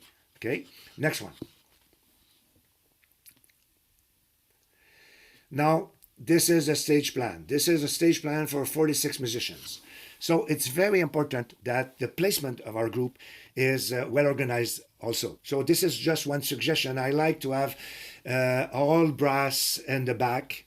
Okay, I like to pose the horns in the left because they project slightly in the hall. Okay, so some conductors, it depends. If you have a very large and powerful horn section, you might decide to put them on the other side. But it all depends. But these are suggestions. What I like to do now, I would like to talk a little bit about the placement of the low instruments. You see that bass clarinet, bassoons, and baritone sax. You see the 4 saxophones. The alto sax are on the extreme right here, getting to the middle of the ensemble with baritone sax. So we have the 4 low instruments and the woodwinds in the middle, but they're separated from string bass and tuba. I know the Japanese groups like to put the bass clarinet, the bassoons, the string basses, and just on the side with the 5 tubas. It provides a better blend. But you know what? To my opinion, it loses the tone identity of each instrument. And I think to preserve the tone identity, it has to be a separation between the tuba and the low woodwinds. Low woodwinds should blend together. It's okay. Okay? But so this is just a suggestion here. You know what? I will forward to everyone. I will forward to Simon actually the PowerPoint presentation here that will be accessible for everyone. Okay, so if you haven't didn't get a chance to take notes, and so you will have access to that PowerPoint, so you can return to it. Okay, next slide, please. I think we are getting to the next. So as a conclusion, I don't believe in perfection, but more on the quality of our teaching approach. Refinement will come naturally. Okay, so the success and refinement will come from the quality of our teaching concepts. So if you have good teaching concepts, good clarified objectives, this is the quality of the water you're going to send on your plant, and the quality of sun, the amount of sun, and your plant going to grow naturally. You don't have to force anything, and your student will enjoy doing music together for what the music can bring to them. Okay, so I strongly believe in that. Okay, so now this was the last slide. I would like now to go to a short period of question.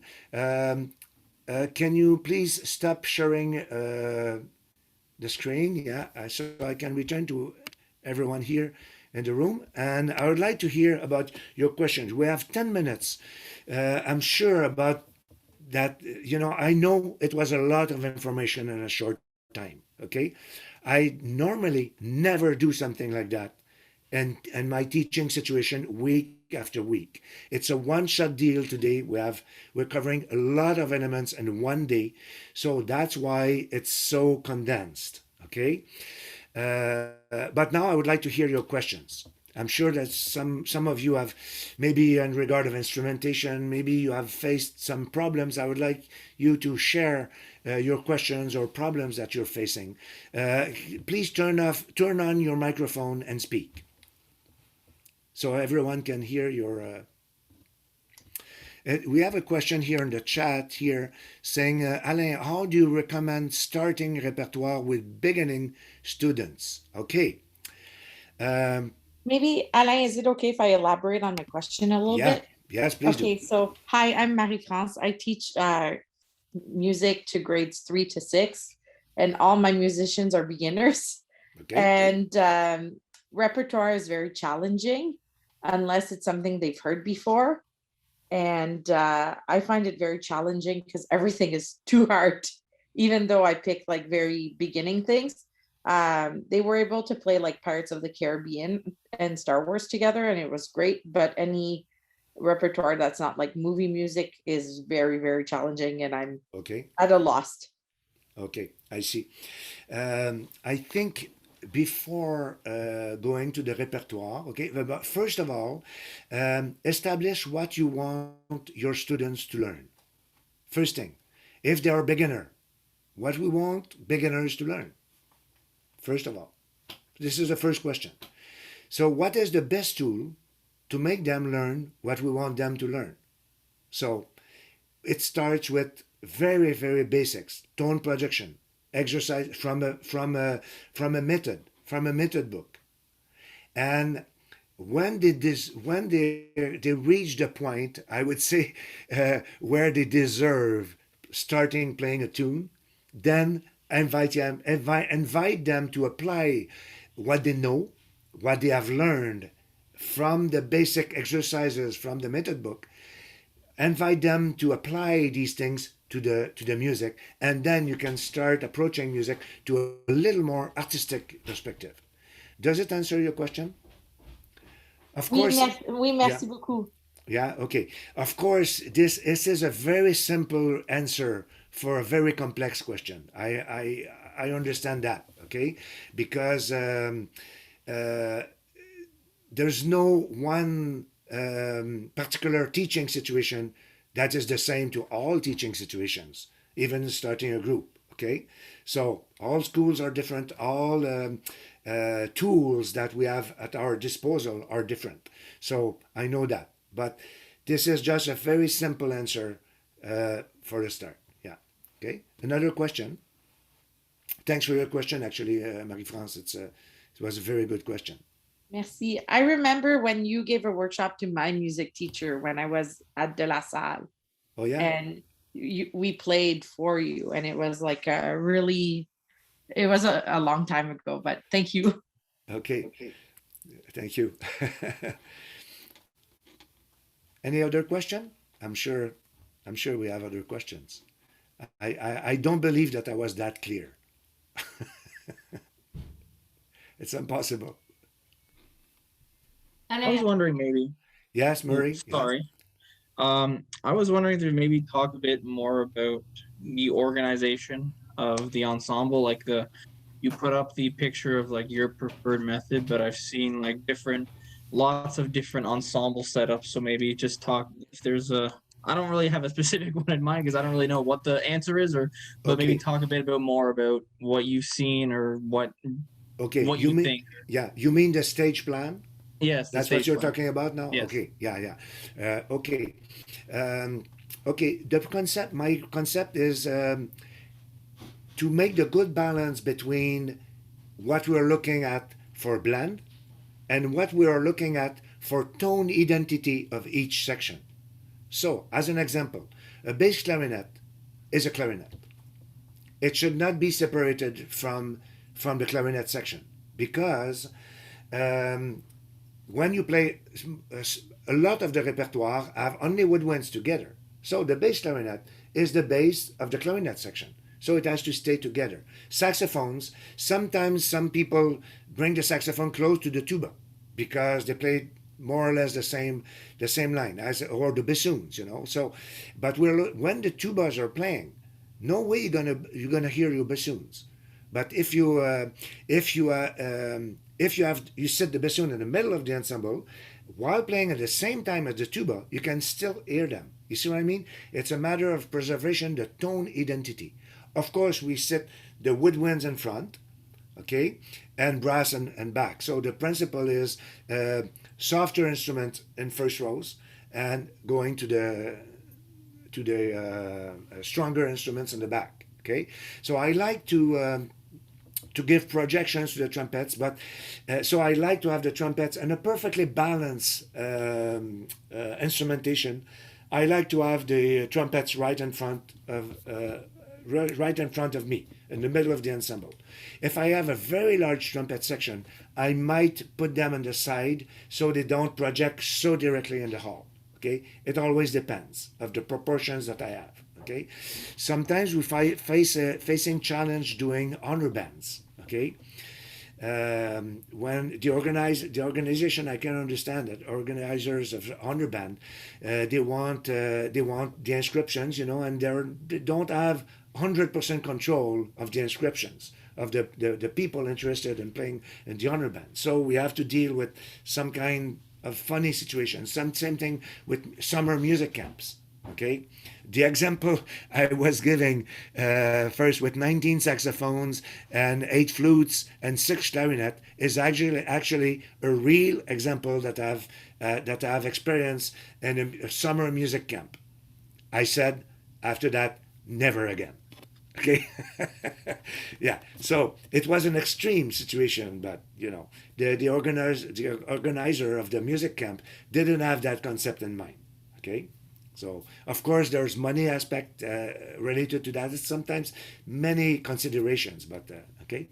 So, Marie, I would love to talk more to you about this. If we can have maybe an individual Zoom chat, if you want, later on during the week. Actually, if anyone has particular questions that you would like to talk, okay, that you don't feel comfortable talking in today's situation, never hesitate. Simon, please give my email to everyone so that everyone can feel free to call me and we can make like a 15-minute Zoom. It could be productive to answer your questions if you have any. Okay, so do we have any other question now? Could be from common interest now before we go for lunch. One more question.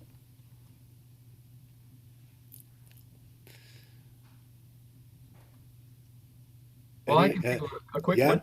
Eric, yes, Eric. I was very interested, especially, I mean, this is playing as well as conducting. And I mean, we're lucky to have you with us as a great tuba player. How do you like to approach articulation with students? You talked about it being more of a release approach. And I'd like to know how you set that up effectively with students. Okay, it's just about pronunciation, clear pronunciation. Okay, I like to say that, we have all done. Sometimes I give this example in music festivals when I see a group that have a very harsh kind of strong attack. Okay, that destroys a little bit the kind of articulation. Okay, I asked all the kids. I said, who of you have made comment est-ce qu'on dit des pétards en anglais? I forget the word. Fireworks. Fireworks, yeah. When you were kids and you put a match, and then you put it and then you go away and then boom, it booms, So I asked who have done that. They said they all raise their hands and with a smile, with a funny smile. Say, yeah, I'm sorry to say, but I did that, So so I say the tongue play exactly the same role as an explosion. If you build too much air on the back of the tongue, the principle is try to avoid building air. And so we're playing wind instruments, right? So what is the difference between air and wind? Okay, wind is air in movement. We take air in our lungs, but it's not yet in movement. We have air here in my basement, but there's no wind. Okay, so we take air and we create wind with it. Wind has no resistance, right? So it should be free. So if we want to have a good quality wind playing, the wind has to be free. So the tongue has to come gently, come as a release of the wind. So ta da da da or ta ta ta ta ta, clear articulation. Tu tu tu tu ta ta ta, depending of the register. Tu tu tu tu à la française. Tu tu tu tu tu. Okay, or do do do do do, more a D, or depending of the articulation that we want. For strong dynamics, da da da da da da da. Air. I would like an exercise. Just play it without tongue. Ha ha ha ha ha, without using tongue. Then gradually adding the tongue. Da da da da, and then ta ta ta ta, then ta ta ta ta. Okay?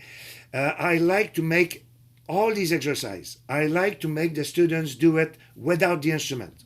So I just say, repeat after me. Ta ta ta ta. Da da da da. Do do do do. Shh, ta ta ta ta ta. I make them repeat. I say, okay, let's take your instrument. Play a B flat. So I sing the articulation. They do it after. So they have to refer to what the brain provides the automatic answer to the tongue without thinking. Okay? Do you know the expression paralysis by analysis? Yeah? This applies to tonguing very easily. So we have to be very careful. And this applies to conducting. Paralysis by analysis. When we start figuring out the technique and we say, okay, how should I make it this legato? How should I make... I like what Livingston said. We talk about the technique, then forget about it, play the music, and let the technique that you have acquired make the job to express yourself. Okay? You see what I mean? Otherwise, paralysis by analysis. It's very dangerous. Okay? So, thanks for your question, Eric. And so it's past already 12 o'clock. So if you have other questions, we can return to it this afternoon. So I suggest that we go for lunch now. And yeah. So what is the meeting time? Is 1 o'clock? Yes, yeah. Okay. Thank you, Alain. Yeah, so Okay. we'll meet back at 1 o'clock, so everyone can go stretch and grab some lunch. And Okay. Yeah, sounds great. We'll see Okay. you in about an hour, everybody. Okay. Yeah, we're good. Okay, good. I'm gonna, yeah, okay, so I can see everyone at the same time. My second screen. Okay, very good. So this afternoon, we're gonna start talking about the conductor as a communicator. So the main elements, there are 6 important elements for a good communication that I would like to share with you. And hopefully you're going to enjoy this. There's a funny part of it. So you see, the first funny part is actually the face of that conductor. You know who he is? It's Gustavo Dudamel. Okay, he's the conductor of the Los Angeles Philharmonic. A very funny guy. Actually, I encourage you to, if you want to get some kind of inspiration about what is an excellent communicator, he is one of them, okay? And there's lots of videos on YouTube of him in rehearsals, working with young musicians and professionals, and you know, in front of an audience, also explaining what he does with the orchestra. He's absolutely amazing, okay? So the act of communication through gesture is a subject that is still obscure in the context of teaching music, okay? But this method of communication is based on natural sources of communication for human being. So this is just an example that was, this is a way for me to say, share my conviction about what I've talked this morning about, what I've shared with my 2 grandsons. I didn't teach them how it goes, I just did it, and they respond to it, changing dynamic, style, and everything, just following my gestures. It was something quite, and they were just wanted to do it after that by themselves. Okay, now we're gonna go. Who of you have heard of this Paganini face video? Yeah, Alexandra, you know it. Yeah, okay. So we're gonna watch it. Now it's very short and it's very interesting. Please be very attentive. The guy who is making these faces is a very sensitive person. I'm going to set up. YouTube is downloading.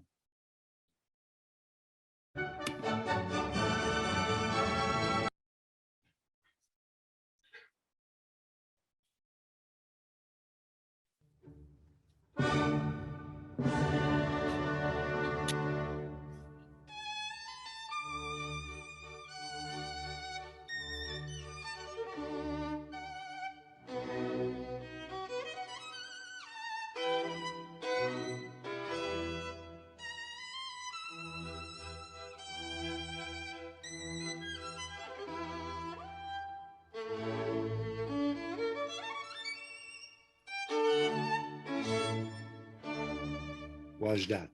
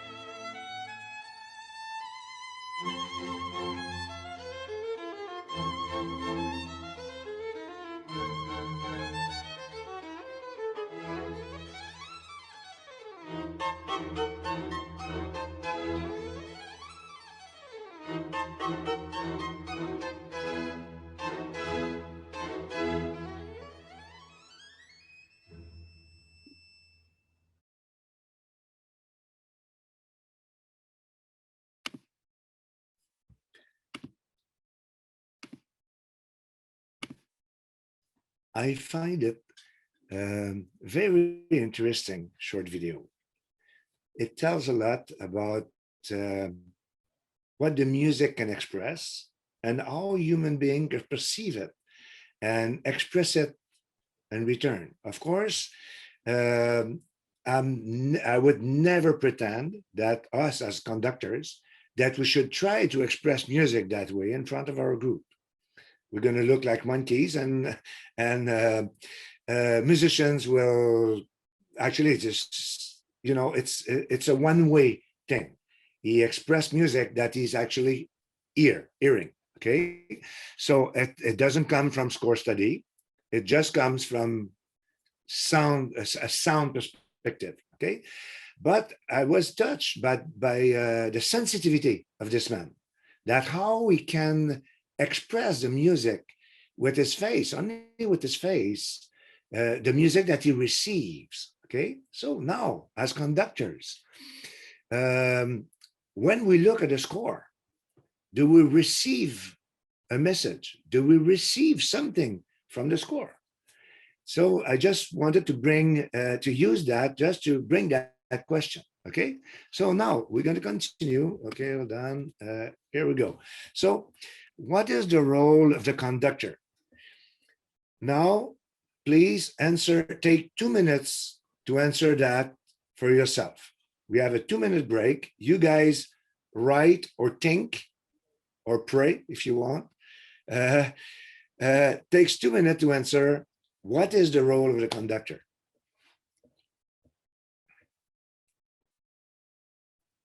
It's just for yourself.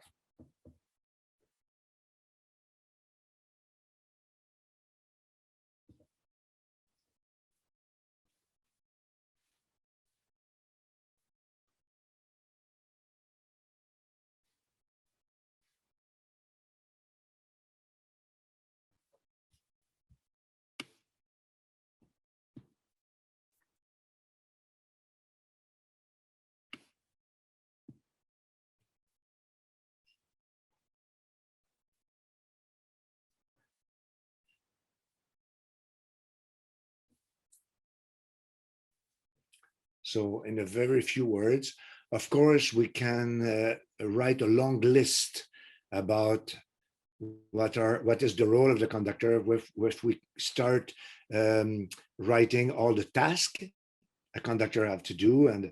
But if we want to make a wrap up on a very few words of a short statement, what is the role of the conductor with a few sentences?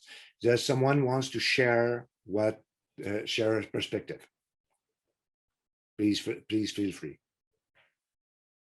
Actually, there's no right or wrong answer because we might all perceive it slightly differently. So I would like to hear some perspectives if someone is ready to share. I can go, Alain. Yeah. So I said the conductor is to plan, rehearse, lead, communicate musical intention, and inspire the musicians. Wow, that's nice. Yeah, all that in one sentence. Thank you, Alexandra, because you have touched many of the tasks of the conductor. Yeah, definitely. Very nice. So we will continue now. We will return now after talking elements and after sharing. This video is so short, then I would like to return to that. Okay, it's the same video that we have seen in my first presentation about the conductors. So now a second look at it might reveal some extra elements. Anyway, it's so fun to watch.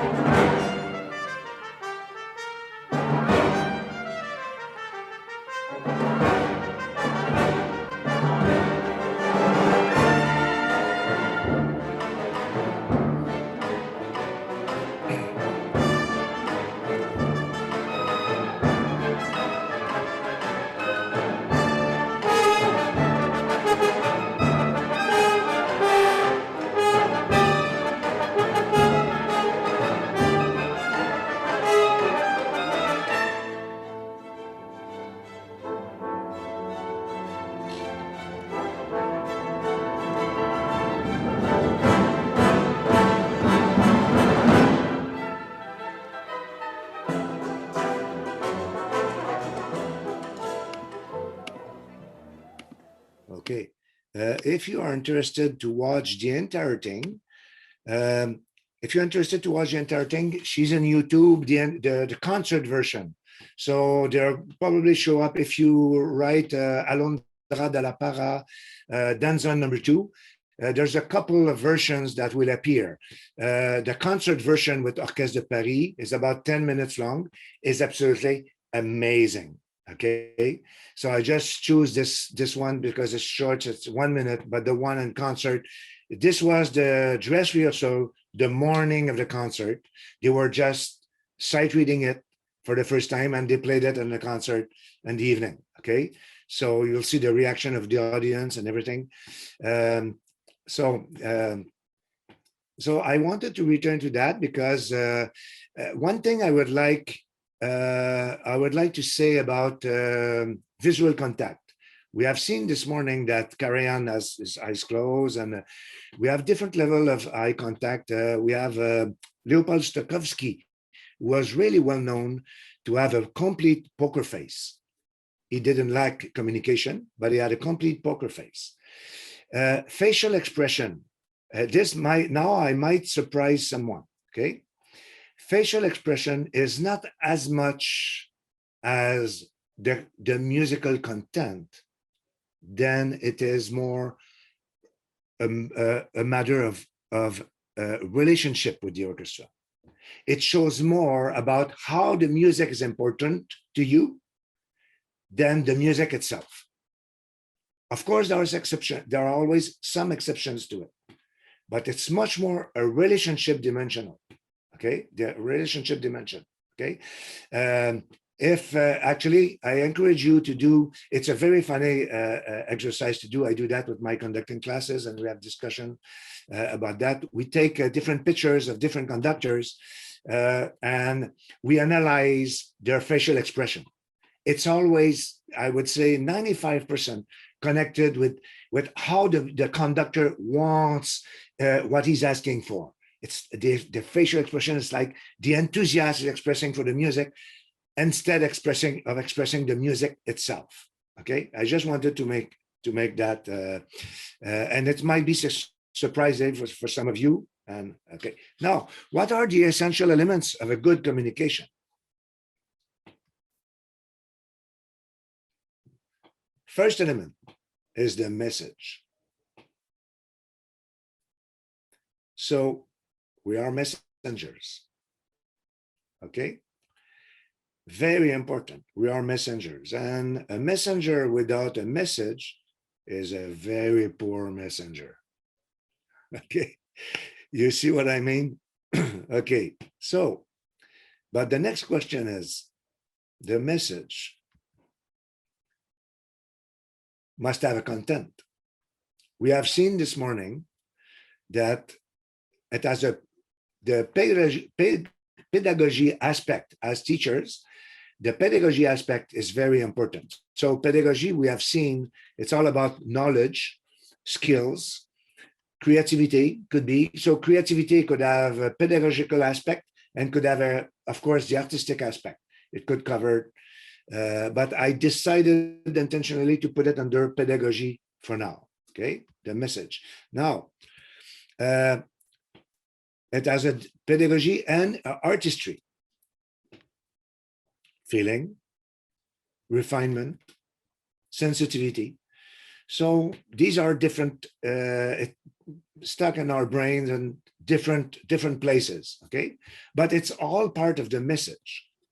The next question is, where do you find the message? I'm sure a lot of you already know the answer. In the score, of course. So I would say, instead to make a talk about score study, this is my talk for score study today. Just study your score. There's your message. If you want to be a good messenger, study your score, okay? When I say that, I teach myself, not only you. I'm not teaching anyone else than myself, okay? So study, score study is very, okay. So we are messengers of a composer. So sometimes I read something that I a little bit disagree. I read something, I don't remember from who it was, and it's not very important. I said, it was written, don't conduct the music that you don't like. You know what? I disagree with that. As a conductor, we cannot conduct only music that we like. I'm not, I like contemporary music. I like conducting contemporary music because I have the chance to work with composers, very, very closely with composers, and to find that, I become a servant of another guy who is sitting on my side, and we try to create things together. It's much more the process of creation that I like, with the relationship with my musicians, and see where this is going to lead. But at first, honestly, I can't say that I like this music for most of it. Okay, there's of course some contemporary music that I like, that I became familiar with, but my point is, as conductors, we are the service of someone else. We are introducing someone else to our musicians. So this is our role. So if we just want to put ourselves in front, So we're not in the right business as messengers, because we are messengers of someone else. You see what I mean? So this someone else, we might become a lover of the music eventually, but at first we may not like the music, okay? It's not that important. Of course, it's better, each time I have to conduct, Messiaen and Hindemith Symphony for winds. I mean, it's always a treat for me, okay? But it's very rare that we can conduct music of that quality. So the second aspect of good communication. So we said the first aspect of good communication is obviously the message. Actually, it was almost too obvious that without a message we have nothing to communicate. But now the next aspect is the clarity. How are we going to communicate that aspect, that message? We must be clear. So clarity of speech. Let's say don't speak too much nor too fast. If we want to make a statement and really make an impact with the statement, it should be short and let's say short and in a way that shows your intention about that statement. I remember a few years ago, we were in Paul Desmarais home, who have been invited the orchestra to play for his birthday. You're gonna find it a little funny, but Zubin Mehta was there to conduct the orchestra. We're playing Egmont Overture by Beethoven, and many other aspects, and many other tunes. It was a choir with us. We played excerpts from Tosca by Puccini, and all kind of other stuff. But during at the beginning of Egmont, he started the ensemble. He started the orchestra, and he stopped everything. He just stopped everything, but he didn't bring his arms back, his arms down. Okay, he just stopped, and he said 4 words. He said, "Less sound." He said, "Less sound, more bow." Interesting. Contradicting informations. Okay, less sound and more bow. This means if you want to play less sound with more bow, this means the bow has to be much higher, much lighter in the string. Okay, so, and he just said that. He stopped. He said, "Less sound, more bow." And he just restarted. He didn't say where, he didn't say, okay? So he used 4 words that instantly changed the sound of the orchestra and create perfect unity.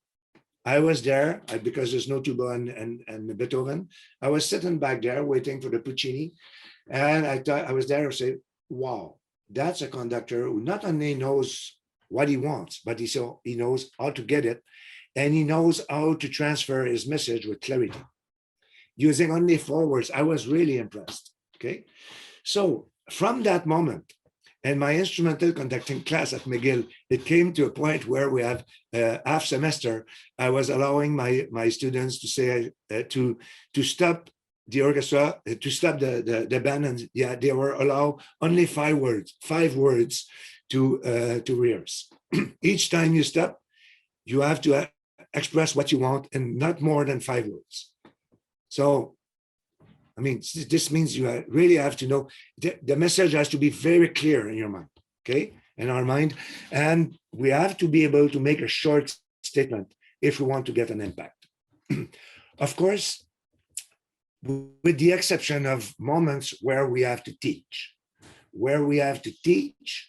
and explain things and the concept of, sometimes we have to talk more. So we get down the podium and we talk to the group, we teach something, and then we get back, okay? So make clear and positive requests. Suggest targets, very simple, okay? There's not much there's no point to say trombones, you're out of tune. It just makes them feel bad. No section of the orchestra don't like, or any level of your group, or saying, oh, it's not together, or it's not, stating what's wrong, still not tell you how to do it. You see the difference? Okay. So underlining what is bad still doesn't provide a solution. It's just say how bad it is. Okay. So instead of saying it's out of tune, so we can just stop and say, trombone, let's tune that chord, please. You identify the moment, and we just let them play the chord until the moment they find the right moment. Sometimes we don't even have to tell them lower or higher or anything like that. If it's not together, let's do it. Let's do it, that passage together one more time, and just focus a little bit, just clearly listen to each other so we can really play together. If it doesn't work, play it without me, play it without conductor, just to force listening mechanism, okay? So there's a very interesting YouTube by Christophe Vandonani, who was the conductor of the Cleveland Orchestra for many years. On that video, he's conducting a Haydn symphony with the English Chamber Orchestra, and there is a rhythmic problem. He says, okay, let's do it without me. So he gives a start and he stops conducting, and everything fixed by itself. He said, okay, it's interesting. It always sounds better it always sounds better without the conductor, he said, and they all have a good laugh, just with professional musicians, So it's very interesting. Sometimes so clarity is very, very important when we want to communicate. Clarity of gesture can that conveys the how and the when. Very important. I would say gesture, we have already talked a little bit about that this morning, I think. The gesture that tells the when do not necessarily include the how. But as conductors, if we want to be clear, we have to indicate the how. How should it sound? Karajan, there's a very interesting statement by Herbert von Karajan. During summer, he was teaching conducting students, advanced conducting students were coming in Berlin. And once he stopped everything. He said to his student, he said, why are you so clear? He said, it's not your job to make the orchestra play together. You throw a sound, and when they decide to play, that's how it should sound. Of course, we don't conduct the Rite of Spring that way, but I can understand what he meant. Okay? There's a lot of music in the classical period, as an example, and a lot of music that, if you're conducting a whole suite, if you're conducting the chaconne, if actually any of the three movements of the first suite, you can start it and let the group play, and it will go to the end. It might not sound very unified, it might not, but they don't really need a conductor, okay? To keep together. So when the musicians can identify that, for the most part, they can identify that with their listening abilities, okay? So clarity of intention, this is the aspect that creates unity. So the how is about the intentions. So we should show the clarity of intentions. So how can I say that? Sometimes we want to be clear, okay? I'm going to take a baton here. And there is something, a texture, let's imagine a texture very thin and very thin and very soft. But we still want to be clear. So we can start it that way, here, with a very piano dynamic, or we can start this way. The second one is not, doesn't feel as safe, doesn't feel as clear, but it has to be a complete match between the sound texture and the gesture. So my gesture here indicates the when and the how. You see what I mean? The when is a little more obscure. but we can trust musicians too. If I would say, you decide, you say shh together, it would go like, you see what I mean? So it's, you know, it's a feeling that, so this is a clarity of intention. If there is, in French, we say dichotomie.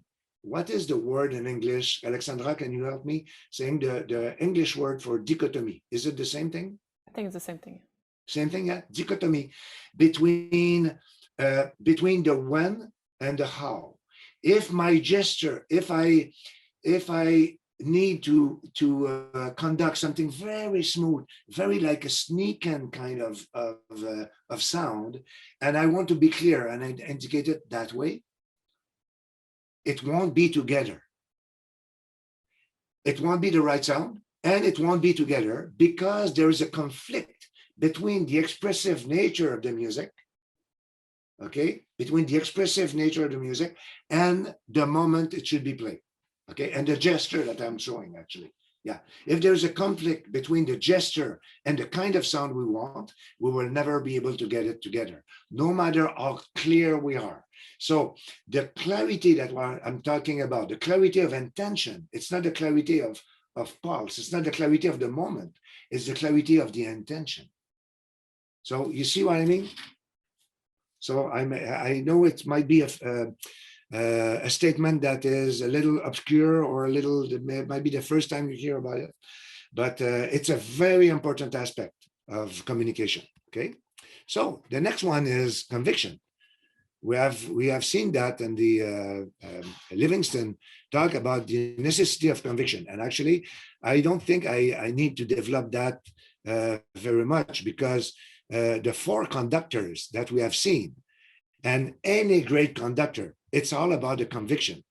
A few weeks ago, we had over Zoom the principal violin of the Vienna Philharmonic, who just retired, and he was at McGill for Zoom for the conducting class and the violin class, and he was invited, the entire school was invited to his talk.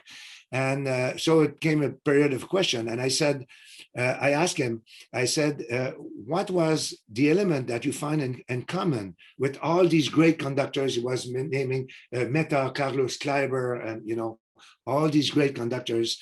And I asked him, what do great conductors have in common? He said, conviction. They're all convinced of their interpretation. They all want something very precise, and they all express it with a lot of conviction. That's the way to express leadership. So conviction is very intimately linked to leadership. Let's say, without conviction, there's no leadership. Okay, Vaughn, do you have Glenn? Do you have a question? No. Okay. Good. So our students should feel how important is your message. Is our message. I'm sorry, I changed a UR. I forgot to change it. So our students should feel how important is our message. If they don't feel that the message is important for you, they won't necessarily give you how it should sound. They won't necessarily give you what you want. Listen, I'm going to make another statement. Information alone do not generate action. Very important. We must consider that. Information alone do not generate action. Actually, do not generate unity. It's the way you communicate with conviction and passion, and you know, it's how important it is for you that will generate the unity of response from the group, combined with the quality of information, of course. But information by itself will never generate a unified response. Very important. So conviction is another very important aspect. Enthusiasm, how much we care. So how much we enthusiasm is extremely related to conviction, okay? But I can be very convinced of something, but I could say that without enthusiasm, okay? So enthusiasm is related more to passion, conviction, passion.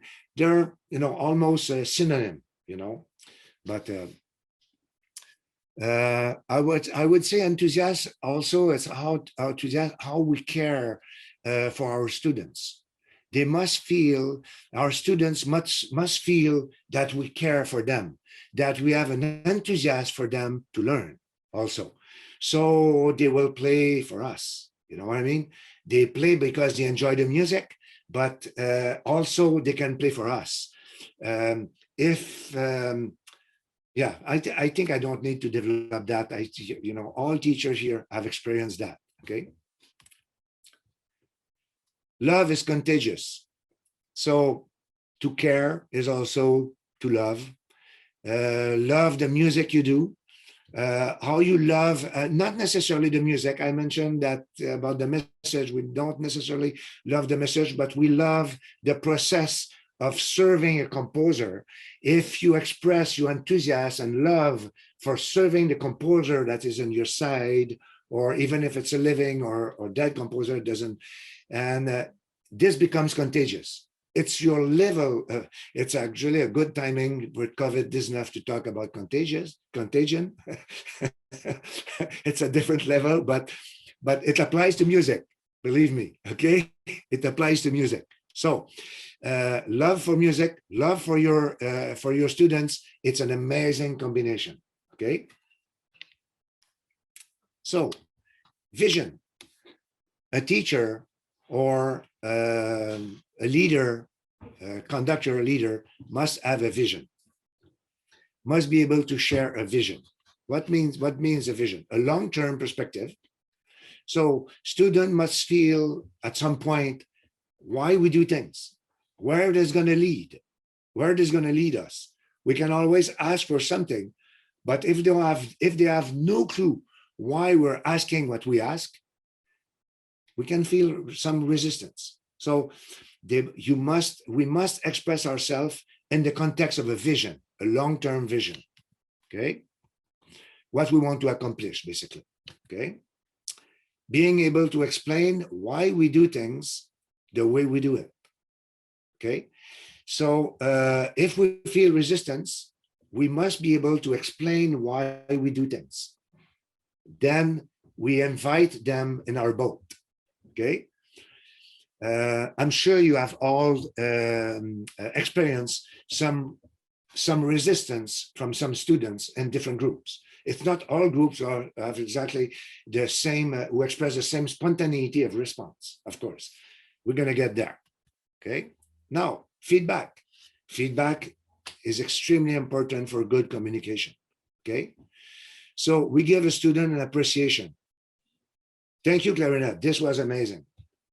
Or trumpets. I really like your sound here. The appreciation is not necessarily positive. It could be formulated as a request. Trumpets, could you please now do the same thing from the bottom to the top and with your best sound? And let's do it one more time. So we suggest a target. So because it was not refined enough according to what we were expecting, so we suggest something for improvement.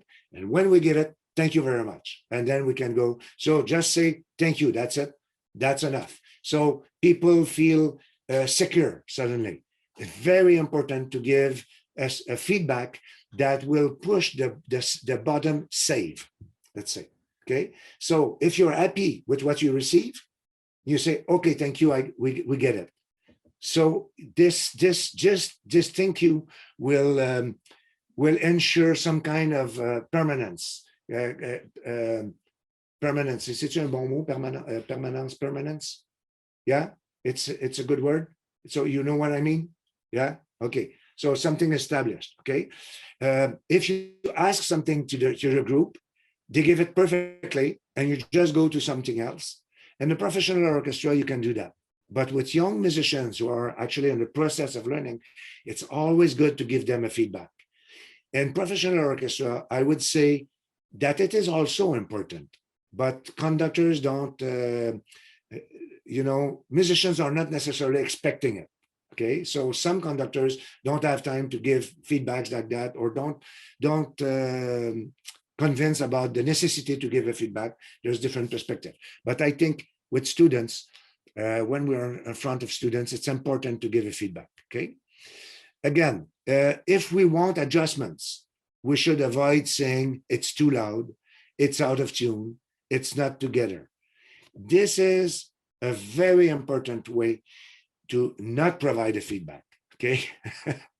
Very important.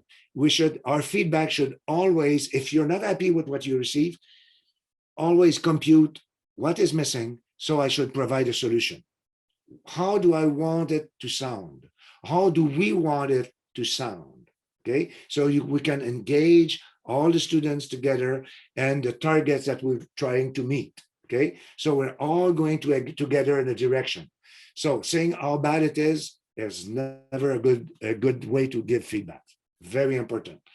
And this is I would say, this is an extremely important aspect of rehearsal technique. Okay, to keep, if you want to keep your musicians on the boat, please provide very clear solutions for anything you want to improve. I could tell you stories of conductors who have completely lost the orchestra in a period with a very few statements. In 10 minutes, it was no more orchestra. We were all professionals. We all played the notes, but the intention to give the conductor what he wanted, the attitude of the conductor was so bad that he created a wall between himself and the orchestra. So we played the notes, and I was there watching and say, wow, this guy just lost the orchestra completely. He doesn't realize it. So, and this guy wanted to recover, making jokes and but it was done. It was gone. Yeah. So we see that in professional orchestras as well. Okay. Now, this is my last aspect, but I would say it's probably the most important one. The quality of the soil. What is that? You may think, what do you mean, Alain? The quality of the soil. What is that? Our students are the soil. Here's a question. Who of you are planting your vegetable garden on the rock? Please raise your hand if you're planting your vegetable garden on a rock. Yeah? Okay. So we should try to avoid that while teaching. Trying to teach students who are as resistant as a rock. They will never learn anything. Okay? If the students in front of us don't want to learn, we're wasting our time. Quality of the soil. Very, very important. So, I've experienced a few situations. Okay, let me say, yeah. Here are a few experiences that I would like to share with you. Working at 9 different schools. Actually, this was in 2010. I was invited actually in the Ottawa area to work for a school board and to supervise the work of 9 music teachers and 9 different schools. Okay, so I went there, and 3 of the schools were really nice. Students were attentive, was good teaching going on, and 3 of the schools were average, was good teaching going on, but interestingly, the students were not as receptive, and 3 of them were a disaster. So it's interesting. I was interfering with them. I was not interfering. I was making suggestions to the conductor, to the teacher, and I realized I was the same messenger with the same message for these 9 schools, but the soil was completely different. You see what I mean? The students and one of the students, actually, the students were making, with paper, bending pieces like this, and throwing planes during the class. And one of the teachers, in one of the groups, one of the students, a saxophone player in the second row, the teacher wanted to rehearse, but the group was speaking, and was no attention, and someone in saxophone said, "Okay, that's enough," and then the class came quiet. I said, "Madame, can I come to the front?" And she said, "Yes, please do something." So I said, "It's only one leader here, and it's you." Okay, so it cannot be other leaders in the group. So my point is, sometimes we have different styles. There have different students may have completely different motivations. Okay, the same thing happened during a music festival. During music festivals, actually, we see groups who comes from all kinds of different backgrounds. It's not always the quality of teaching that is the problem when the result is not there. Sometimes it's the clientele that is so divided that it's very difficult to unify. But after these after seeing these nine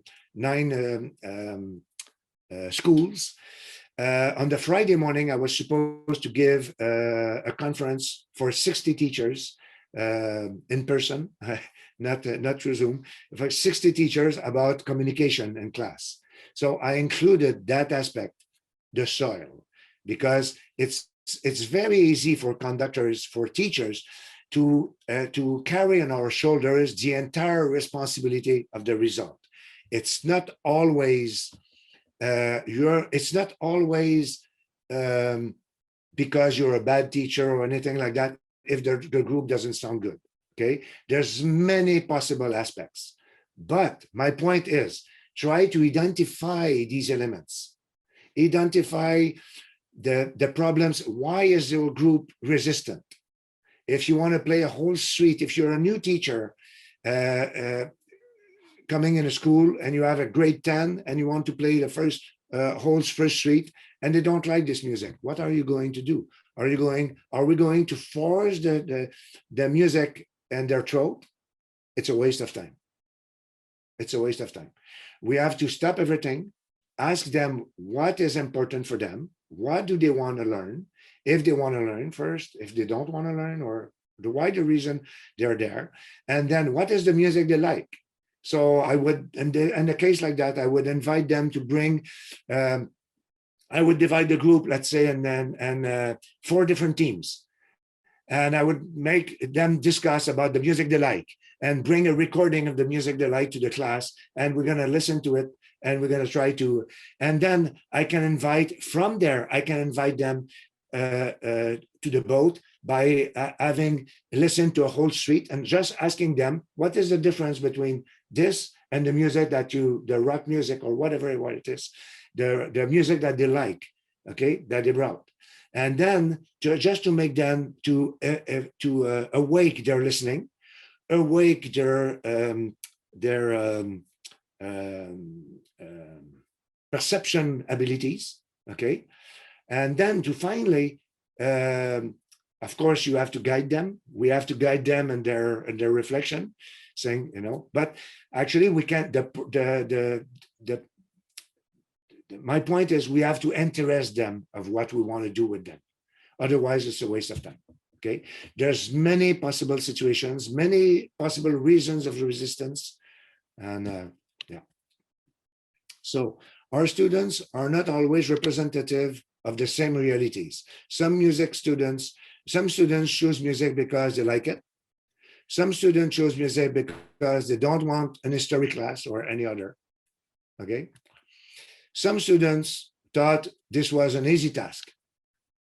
And when they discover that they have to really focus, and it might be a big surprise. Okay. The And list of possible differences, different motivations could be long. Yes, Simon? oh, sorry to interrupt. Just letting you know there's 9 minutes left. Okay, thank you very much. Yeah, we're getting to the end. Okay.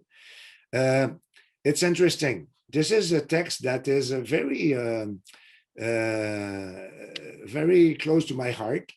It's the parable of the sower from a text from the Bible. Okay, who actually says express some 4 different grounds, some 4 different soil where we have to deal with.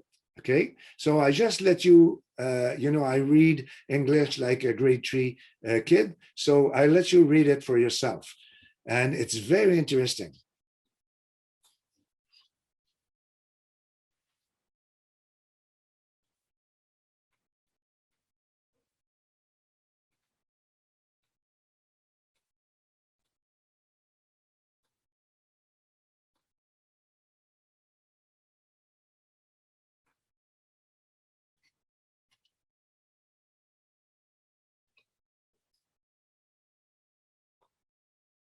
Yeah. So this parable is just underlining the fact that nothing grows in a bad soil. Okay. So here is a soil. Your message is a seed. You are the sower. The receptor, students, is a soil. The quality of the soil is essential to growth. A soil that have not been prepared to receive the seed won't be fruitful. As simple as this. As simple as this. And this is, I would say, this is one of the most important aspect of being able to communicate. You might be the best communicator. If the soil is resistant, you have to first prepare the soil. Okay, first thing to do. Do you have questions about this topic? Maybe someone can share some difficulties that you have encountered in your teaching classes, or I don't know, anything that you would like to share?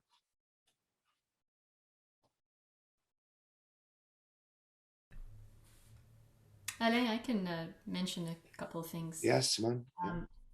I've had the privilege of adjudicating and working with groups now and then throughout the years, and I'll never forget this one group. It was a beginning band festival, and you could just, as soon as you entered the room, and I get in there. So how did you feel you played? And trying to get some of their comments and their ideas from them. It wasn't a very strong performance, but that doesn't matter to me, right? I wanted to see how they felt about it, and Okay. and you could just feel the negativity was just palpable in that room, and it was so sad because and one of the students was very self-deprecating. He was bringing himself down, and the others were laughing, and that he's doing that to get Okay. to try to make an excuse for why he can't play well, right? So he's just trying to be the clown and being that kid that can't play. Anyway, long story short, it was just a very, very bad vibe. Okay. And I just felt very, very sad for that class, So whether it was, I don't know what it was, their community, or maybe it was just, a culture that's been developed in that school that hasn't been able to change. Okay. But I think something that like that can change. It just takes a bit of time. And it definitely Absolutely. needs to come from the leader, from the teacher, and just embracing everybody where they're at. And obviously, I couldn't make a change with this group in 10 minutes, but Yeah. just what it has seemed to be successful with my own groups is just establishing that there's no judgment. We are all coming from different skill levels. It's not very fair when this person has been taking private violin since they're 3, and you just started last year. And so I try to tell the kids and just make it a very judge-free zone, very, very comfortable and safe to make mistakes. And I think that's the big thing. And having respect for everybody, and really celebrating, that one kid who couldn't play a note and now can do a scale. That's exciting, maybe just Absolutely. as exciting as that kid who can play circles around and have done all these dynamics. And Yeah. so I think it's just celebrating the small things, developing that culture of respect for everybody, Excellent. respecting where they come from too, you know, and their experiences. Yeah, excellent. Yeah, to be supportive to every member of the class, no matter their level of expertise or or skills. Or yeah, it's very important. Yeah, thank you, Simon, for sharing that. Very, very good. Yeah, David, you have a. I would just like to add to what Simone has said, and actually this brings us back to the first question you asked us, what the role of the conductor was. And my first comment was to build and manage the community of the ensemble, and I think what Simone is speaking to speaks exactly to that. I've had the same situation that the last time we worked together, Alain. We've been in rooms where as soon as even when they walk on stage, you can tell if the ensemble is happy or not, and whether they're happy to be there. And that tends to come out in the performance and the sound. And just a personal moment for me, I was just, because we haven't made music here in Ontario for over a year now. I was just listening to our last performance, and I was, you know, as we all do, we listen to performances of our groups and we really enjoy and celebrate the triumphs of the performance. But I found myself most enjoying the difficulties and the challenges and the mistakes that happened in the music, because the music was challenging. But I also knew that the process that we had gone through and the amount of effort that the students had put into that music made me remember that the process was so important. And if we build the community, the process gets easier for everyone. So I think that's it's really you build that community, and the kids will do whatever they can for you, as much as they can. Yeah, yeah, very nice. Thank you for sharing that. I'm gonna stop sharing my screen so I can see you all together.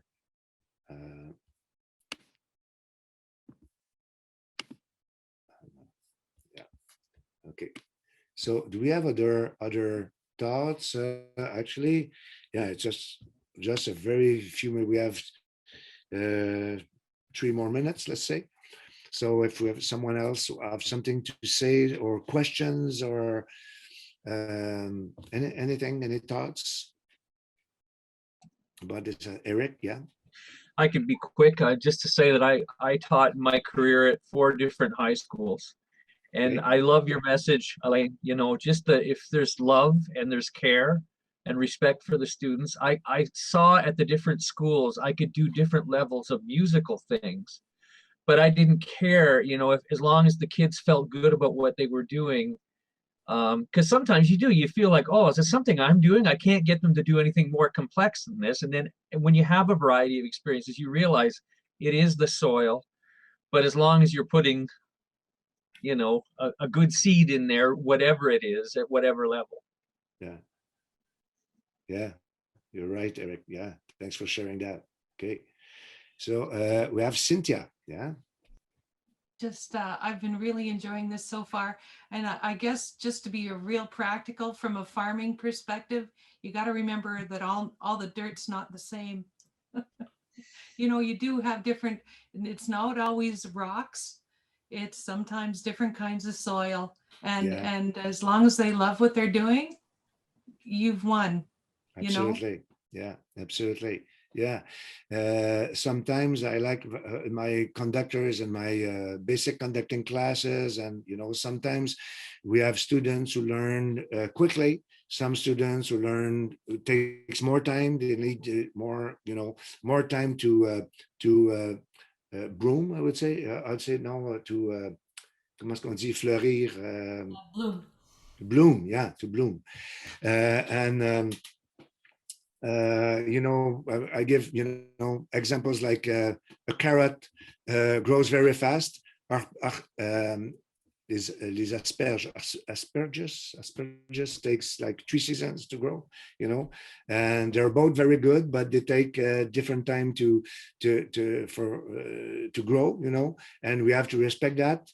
And we have, you know, so we have to give the space to the students to be able to grow at their speed also. Yeah. So we have to, there is some kind of respect also that we can. So thank you very much, Cynthia and Eric, for bringing these things. That's very nice. Yeah. So Simone, I think we are done for the time now. Yes. So we're gonna, the next session will be, we will be looking at some conducting.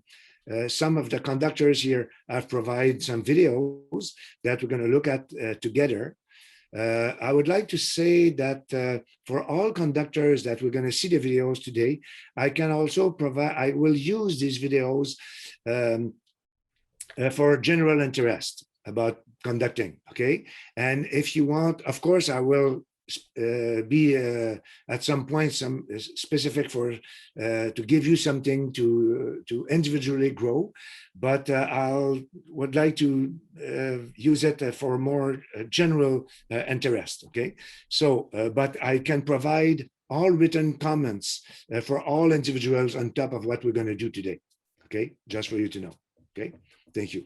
So Simone, we're getting back at 2:15, right? 2:15, yes. We'll 2:15. Okay. Okay. Thanks everyone. Thanks everyone for your attention. Yeah. So I'll see you in 15 minutes. Great. Thank you.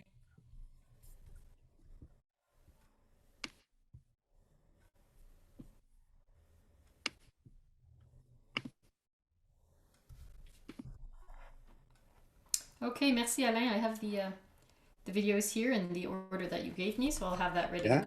Okay. Okay. Very good. Yeah. Great. If you can optimize the sound, I don't know.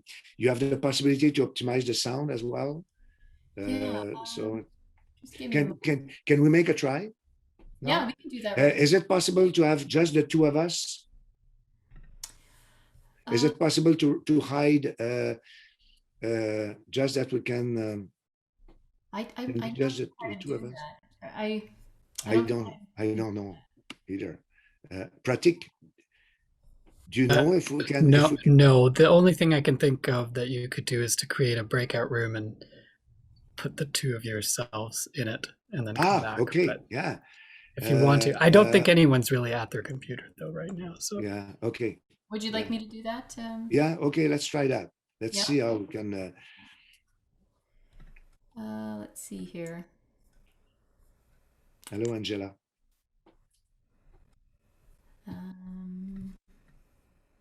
Wondering if you need any help. I heard that you're going to test something out, so I was like, Yeah. Okay. Okay. Thank should be okay. Should be fine. Yeah. Okay. We were just going to go to a breakout room here.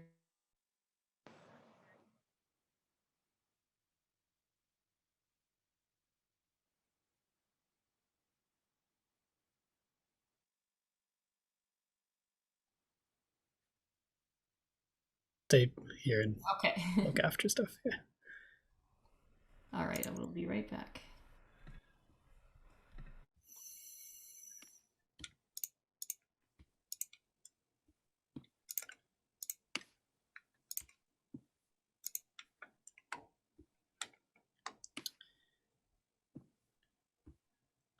Alain, do you have an invitation there to join room 1? Oh yeah, okay. I see. I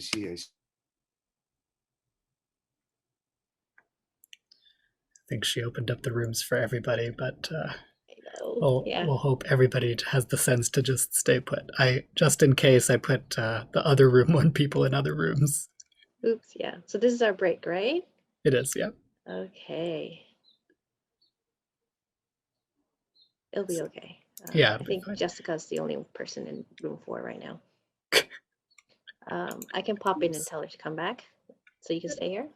I could stay here, but I mean, honestly, we're just going to close the rooms before the break is over anyway. Okay. Because David is now with Jessica. They can chat. That's fine. It's a break. Yeah. It's a space for you to chat. Yeah. Hey, Dennis.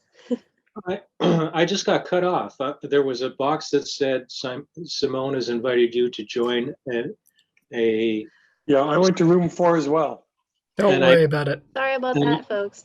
Okay, well, what it did is it just cut off my connection. I had to join the meeting all over again. Oh, whoops. Maybe that was a message, Dennis. I think those two things are unrelated, but. What? Nothing. I didn't see anything. I want to talk. I want to talk to the technical staff at this organization. I got to tell you. You know what's interesting, Angela, is it's not possible to like unassign people. You can move them from room to room, but you can't actually take them out of a room. Yeah, yeah, because the mode we're in right now is automatic. So you have to change the mode to assigned. Right. Oh, got it. Right, Yeah, right. I just don't want to touch anything because everything's on Simone's side, and I was like, I know. don't worry, she can do it. She can do it. It'll be fine. My chat history just disappeared too, so I can't see anything that was like, oh. And I sent one just before I got cut off. Did it? Is there one from me? I don't see anything from you. I don't see anything. I'm sorry. Okay, well, that was weird. I don't know why. I said yes, and then it said, oh, goodbye. Oh, no. Sorry about that. Yeah, we were just testing some things out because we're gonna. Well, I thought I was going to be one of the guinea pigs. So sure, I'll go to the breakout room. It would have been totally fine. I did not make it to the breakout room. I was sent home. Okay, they're back. Okay, we're back. Thanks, folks. Are you gonna close them, Angela? Or Simone? Alain? There we go. Oh, you're still muted. All right. Hi, everybody. How are we doing?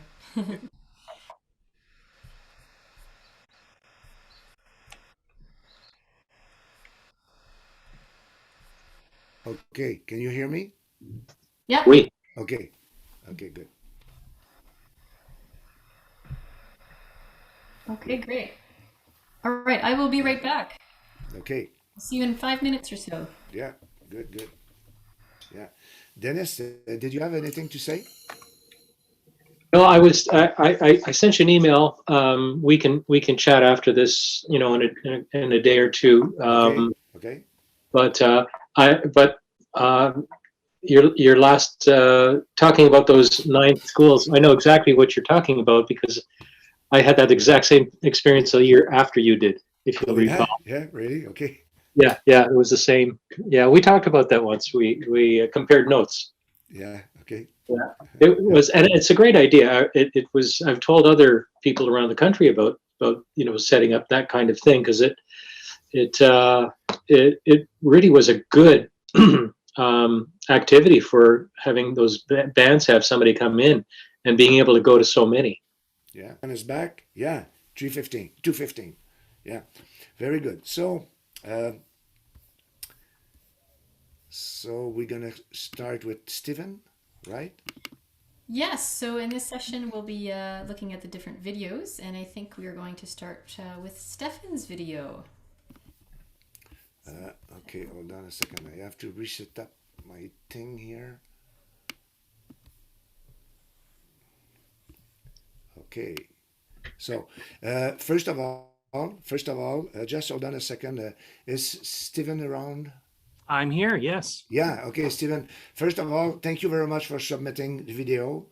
And thanks to everyone who have submitted a video today, because it's a good way to really compensate the fact that we can't do it live, and and then we can still talk about technique and communication in a real situation here, even if some of you have actually provided you're just following a recording, which is actually, I think, it's a good tool in absence of a real ensemble.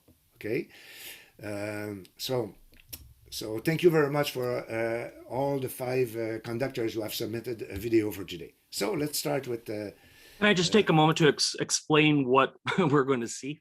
Yeah. Please. The video, when I'm conducting, I'm actually not conducting to any heard music. This was a video that was conducted in silence that the students then used to build the performance. So the audio that we're listening to is an actual reflection of the conducting. So if I'm not responding to what they're doing, it's because they're not there. They've layered on their recordings at a later time. Okay, okay. Oh, thank you very much. Very interesting precision, Stefan. Yeah. Okay. Okay. You Yeah. ready? Here we go. Okay, let me know if everything's okay with the sound.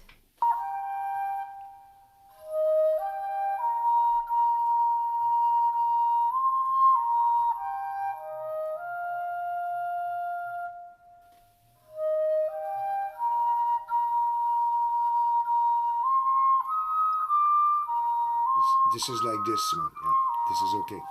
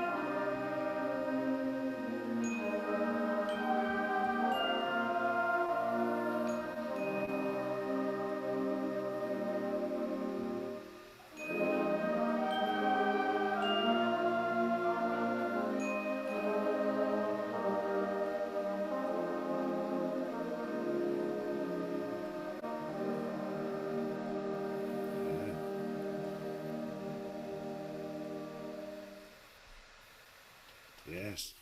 Yeah. Thank you, Stephen. Yeah. Yeah. Very nice, Stephen.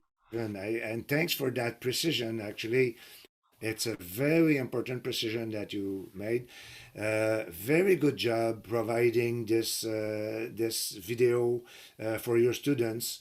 So you provide them a very good tool to be able to play music together finally. Okay, and what I appreciate, Stephen, here you have a very nice, very clear, basic conducting gesture. Your gesture beat pattern is all very clear. The posture and it's all very clear. Clarity is there, no question about it. Okay. Now, Stephen, I would like I'll continue in asking a question. When you see that, what what would you like to see slightly differently, or is there any aspects that you would tell yourself if you would be in my place? I'm curious. Well, one of the challenges I was having when I wanted to make this video was that I needed to make sure, because it was going to be played off of, the precision had to be there for all the phrasing. And there's some moments where I wish I had slowed down a little bit more, or if they weren't playing the phrasing the way I wanted it, then maybe there was an issue with the conducting. It was actually a very good exercise in identifying whether the gestures were being interpreted properly. Okay, I see. Yeah, yeah. Actually, it was quite successful in terms of keeping musicians together. Very good. Definitely, Stephen. I think I would have challenged maybe the students and shaping a little more without losing anything of the clarity that you give, because the clarity is there. So, starting from something that is there, you can maybe add something without losing what's there. You see what I mean? Yeah. So, and just bringing a little more space for the phrase to expand, and but of course, it is a very special situation here. I wanted to be careful that I wasn't putting too much information out there, because they can't rely on hearing each other. So that when we're in a normal room, I could be more expressive because I know they're going to be able to follow the melody from the people around them. Okay. But the only common element in our recording is going to be this video. And so if I did anything too extravagant that might be interpreted incorrectly, I worried that was going to affect the recording. Absolutely, I see exactly what you mean. So this means that when they were playing, they were just listening to themselves, plus watching your gesture. They haven't heard anything pre-recorded, Other than a model recording, like we would have provided them, like here is a professional version, or the promotional recording. But I see. As they're assembling this, no, that's all they have is this. Okay. And then their own part. And then gradually over weeks we assemble what the ensemble is going to sound like, but it has to start from this. Okay, you know what? Very nice job.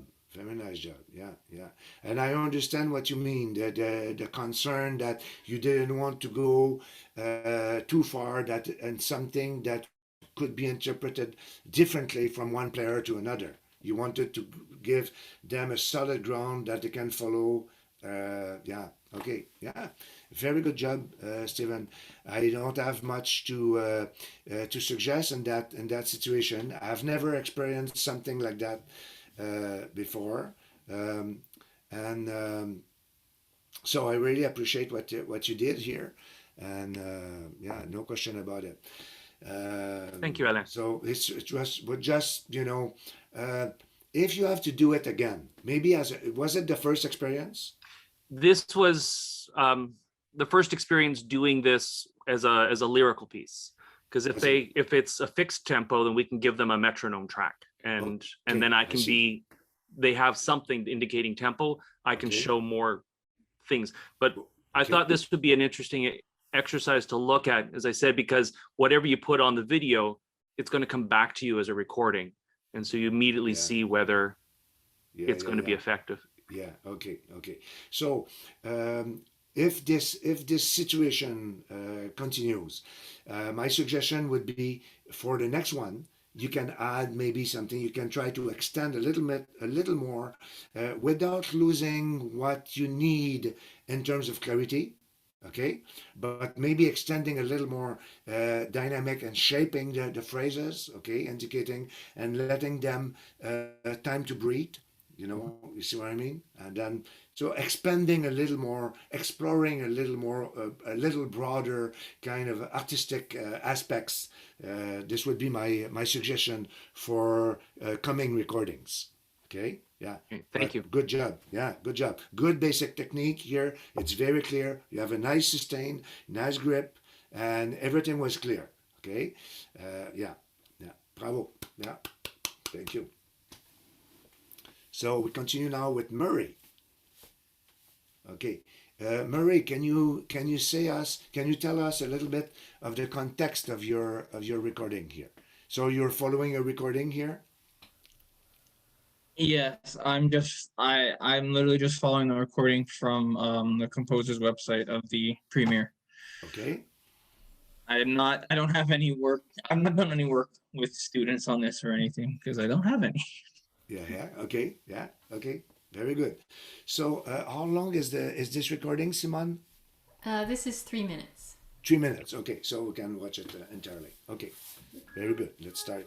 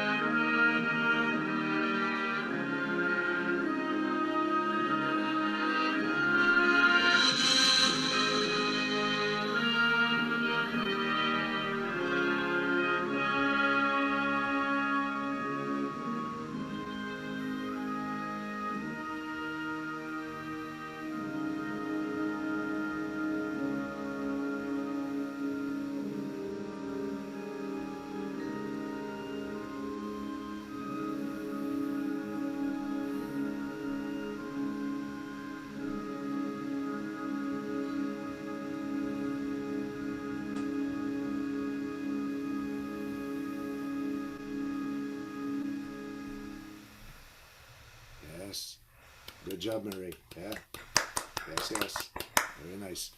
Okay, Mary. The first thing I would like to underline is actually you have also a very good basic conducting technique here. The pattern is very clear. You have a very nice sustained legato. Okay, so this is a good part of the technique. Now, as you know, in terms of facial expression, okay, I always like to say that there is no bad gesture in conducting. It doesn't exist to me. You have the right for your individuality. Okay, so Marie said that's very good. Okay, you have the right for your individuality, but in terms of communication principles, the efficiency of communication, we have to all realize that repetitive gestures loses their impact by constant exposure. You see what I mean? So one aspect of communication and conducting is the variety of our suggestions. You know, the variety of our facial expressions. Or okay, so I would suggest maybe to explore different facial expressions. I know, you know, following a recording. I mean, it's difficult following a recording. You don't have real musicians in front of you. Okay, so it's a real challenge. Okay, to really follow a recording and make this recording yours, really. And I think you do a very good job for that. Okay, but I would explore some different facial expressions. Okay, also the very beginning starts with a very small group of musicians. So I would explore something a little tinier gesture, and to give you more room when you want to expand, when the dynamics expand, so you have a little more room. Because at the beginning, I think the gesture is clear. Actually, it is clear, but it could be more reserved. Okay, because it's a small group. Basically, the principle is chamber music doesn't need a conductor. Okay, so less players we have in our group, less conducting they need. Okay, let me give you an example. You probably all know the whole first suite, right? Probably all know the whole first suite, the chaconne. Okay, the first movement. There is a moment right after letter C, where we have a chamber music moment, where we have the flute, oboe, sharing some kind of chamber music aspect, like pa da da ti di di da, pa da da di di di da, ta da da di, while the saxophone is actually playing the po do di do di, and we have flute and oboe sharing, and so we have three instruments basically, and we have the E flat clarinet sneaking in the middle. So each time I conduct that, when I arrived I ask the flute and oboe to just play their thing as a duet, okay, like in chamber music. I say, okay, I would like to hear you play that as you would be just as a duet player. So they play it, and I say, I'm gonna follow you, but you have to give me something to follow. How would you play it in a chamber music group? Okay, so and then the horn actually, as the team, should just join them and following the shape that they're actually giving. So it gives a very interesting texture. And I just retract a little bit. I just try to encourage the flexibility here, okay? The flexibility of movement. So my point is chamber music in general doesn't need much control from the conductor, okay? We can always make some kind of inflections, some kind of inspire musicians to do, even with young musicians. It's surprising what we can do with young musicians, okay? And then when you build, then you start adding other musicians, so you have more room to expand, basically. This would be my main suggestion, and trying to explore different facial expressions, okay? As I mentioned, facial expression do not always express the content of the music. Okay, it's much more about how important this music is for you. It's a way to just welcoming musicians. Here you just look at musicians and say, okay, it's yours. Yes, I enjoy what you do. Yeah, very good. And then you become more interaction. You see what I mean? So that's why the facial expression. And then suddenly, if you want more, yeah, then you can open your eyes and So it's all about what we would like to get from the players. Okay, of course it's connected with the music, but it's a matter of connecting, putting the music into a human interaction. This is the role of the conductor, I would say. So think about it, and I hope this can give you a little more space to express more, little more contrast in your conducting. Yeah, okay, and contrast and facial expression, and yeah. So, do you have any question, Mary? No, that makes sense to me. Thank you, Alain. Yeah. Okay, you're very welcome. Yeah. So, okay, here we have Sydney. Yes, next up is Sydney. Yeah. Sydney, are you with us today? Yeah, I see you. Okay, Sydney. Do you have anything to say about the context of? Was it during a festival or teaching a class or something? Can you tell us? This was at the Montclair University Symposium in New Jersey about 4 months before last March. Okay. Okay, thank you. Okay, let's try.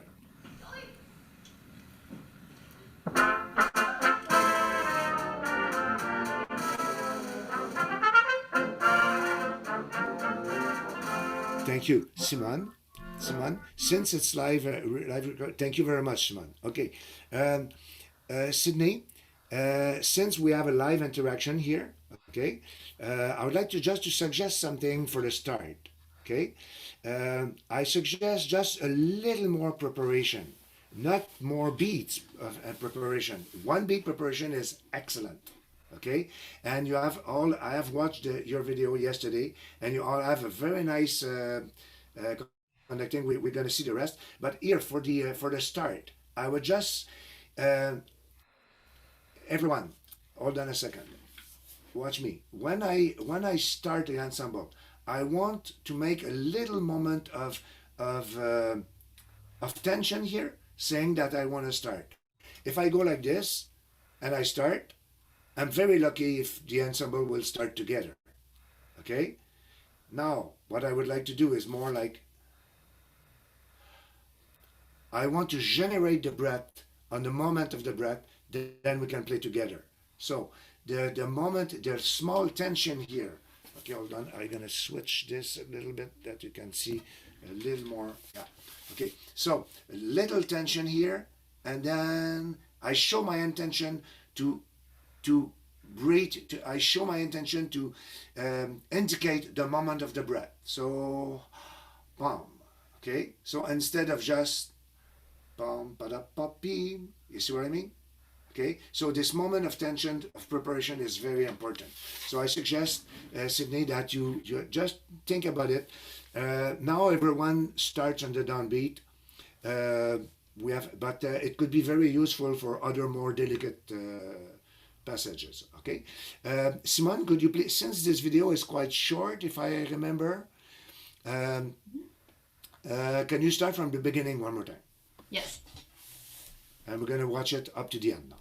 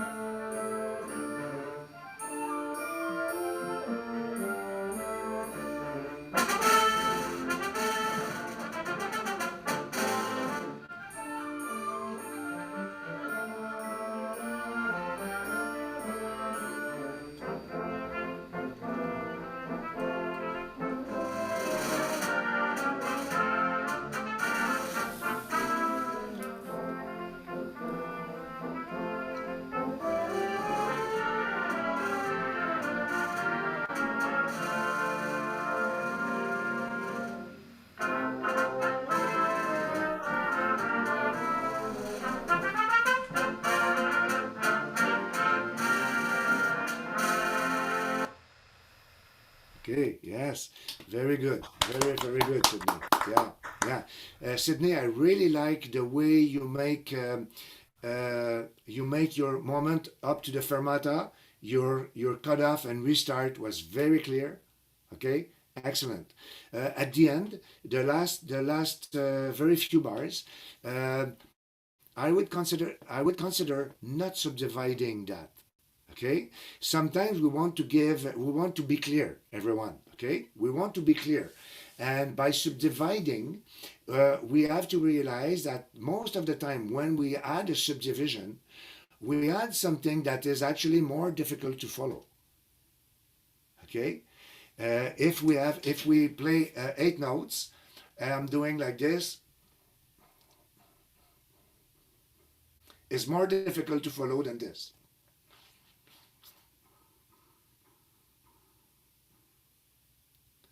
With no subdivision. You see what I mean? Okay. So I suggest this is a general principle that I teach very often, and I'm convinced that we should try to avoid subdivision as much as possible, unless it is a very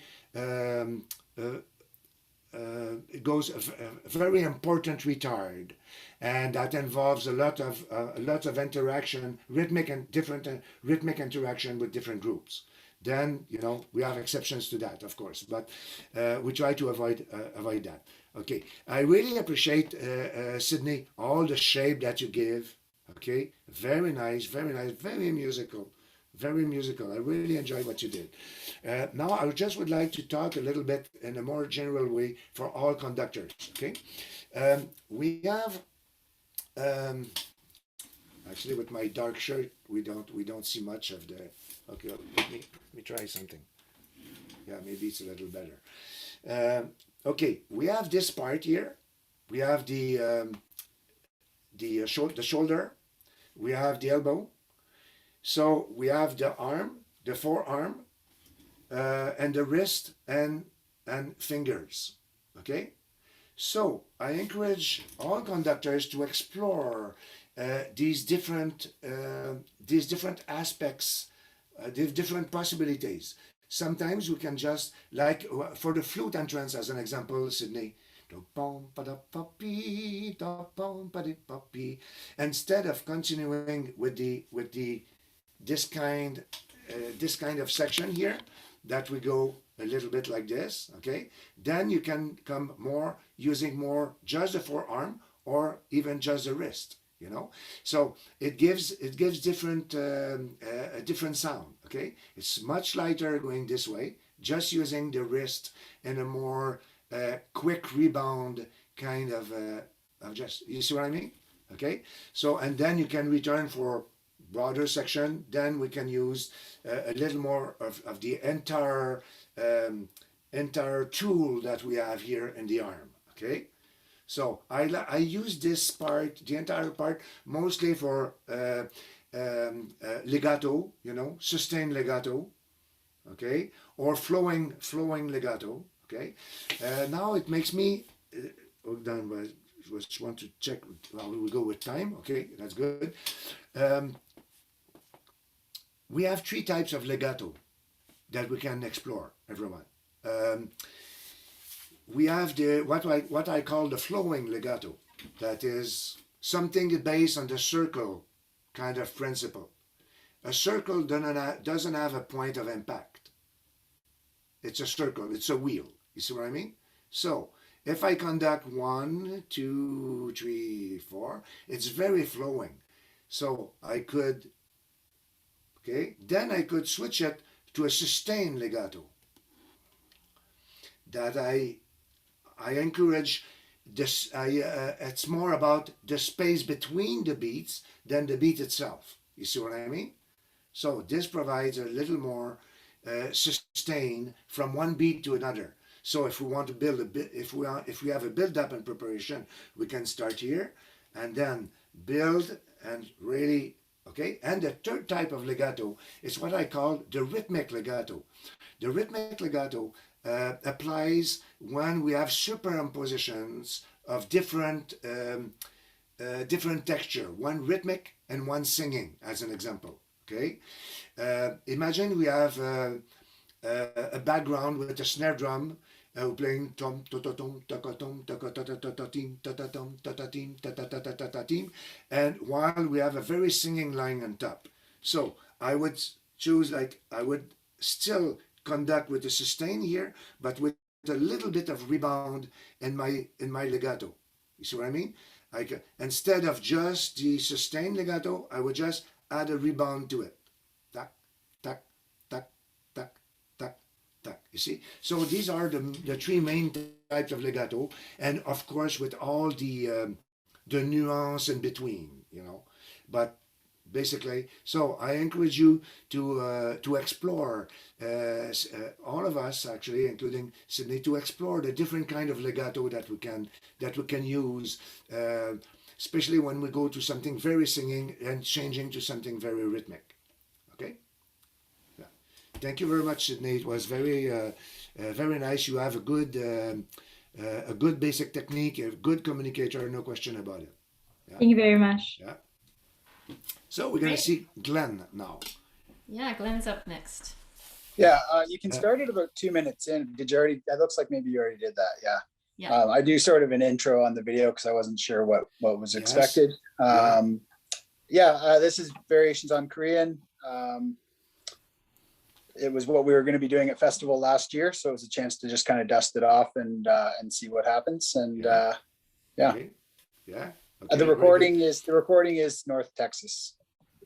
Okay, the recording is North Texas. Okay, Simon, we're going to start at 1 minute and 45 seconds. Okay, great. So Glenn will. Texas. Okay. It's a live recording taken from 2013, and so this is John Barnes' Chants, Variations on a Korean Folk Song.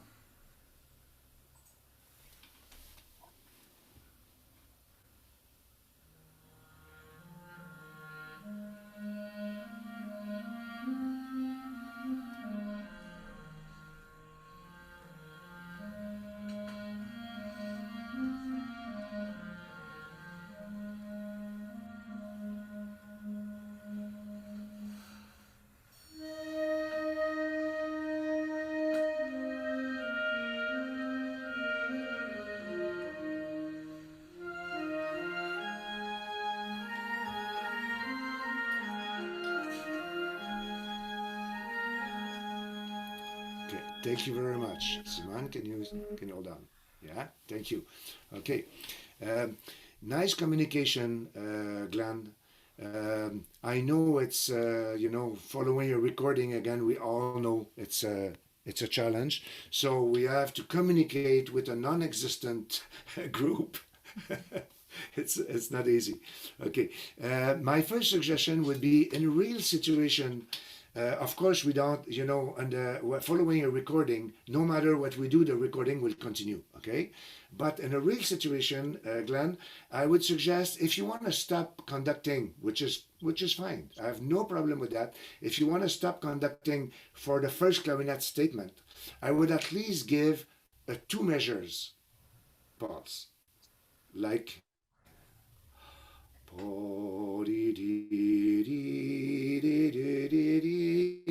and then retract in a way that I say, okay, I'm listening to you. You see what I mean? I think it needs at least to synchronize the tempo in a live situation. I think it needs 2 bars per 2 bars of your gesture to really establish the steadiness of the pulse that from what you want to retract. Okay, so this is my first suggestion. Then for the flute entrance, how do you perceive the flute entrance, Glenn? Because I can always suggest a gesture, but if you perceive the music differently, then it's not going to make sense. Yeah, I think I sort of almost see it. I don't want to say rising out of nothing, but very much kind of coming, like I don't know, picturing like a mist or a fog, almost like it's just kind of coming out of the clarinets. Okay, very good. So then, Glenn, I would suggest actually before the flute entrance, you made like a 3 bars preparation of. Okay, I think I would shorten that preparation a little bit, and just give just like one bar before here and then pom pom pom, because they're coming in something very gentle, right? So I would suggest a little more gentle kind of communication in your gesture. Okay. So this is my suggestion for now. Simon, can we go back one more time? We're gonna watch that one more time, okay? From the beginning. And Glenn, so think about these two bars presence of beat pattern for the clarinet, and then look at how it go. Try to imagine how it go for a little shorter visual preparation to the flutes for their entrance, and then a very gentle welcome. Basically, we just welcome the flutes. You know what I mean? It's a way that we say, okay, flutes, it's yours, and here it is, and the same style. Okay, so okay, one thing I would like to use that as to say something in a more general manner about cueing. Okay, everyone, we should realize that that the cue is not to tell our musicians when to come. It's to tell them how we want them to sound when they come. Okay, it's a completely different business. So most of musicians, they know where to come. If they have to play without a conductor, they would count their bars and they would come in. Okay, so if you have like in a Puccini opera, that is one of my favorite composers, and sometimes you have a long stretch without playing the trombones and tuba, and then suddenly you have this gorgeous string sound, and then suddenly we have one trombone chord that is coming. Okay, and the conductor, imagine if the conductor is coming, looking at conducting the strings, and then looking at us and doing something. It's here. Okay, I don't think it would be appropriate. But if the conductor is conducting strings and just looking at trombones and say, here we come. So it's an invitation to join the texture that he is actually have established with the strings. You see what I mean? So that's the purpose of the cue. It's an invitation to join a texture, a pre-existing texture. Okay, the texture could be very majestic, and sometimes it could be, if you're conducting rite of spring and you have big punch to give, you might have to give very strict kind of rhythmic and punchy, but it always depends of the music. Okay, so why I mentioned that is because it refers to the flute entrance now. Okay, so can we do that one more time from beginning, Simon, since we're very close to the beginning and we're gonna let the recording go.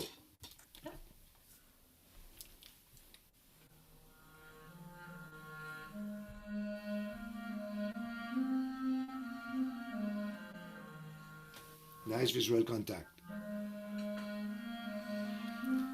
Try to stay a little more stable on the podium.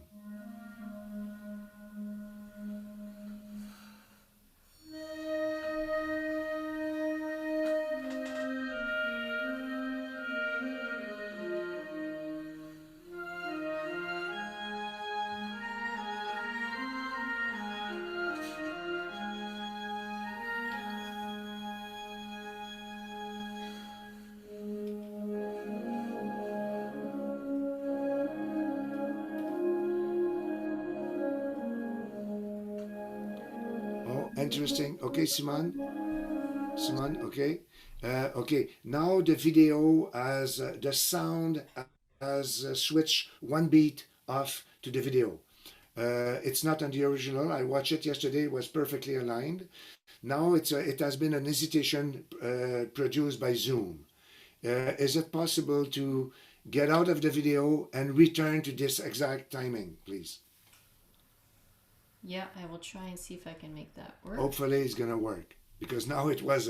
Did you notice, Glenn? It was one beat off with the image. Suddenly, it happens sometimes on Zoom. Only God knows why. Okay, let's see if this works.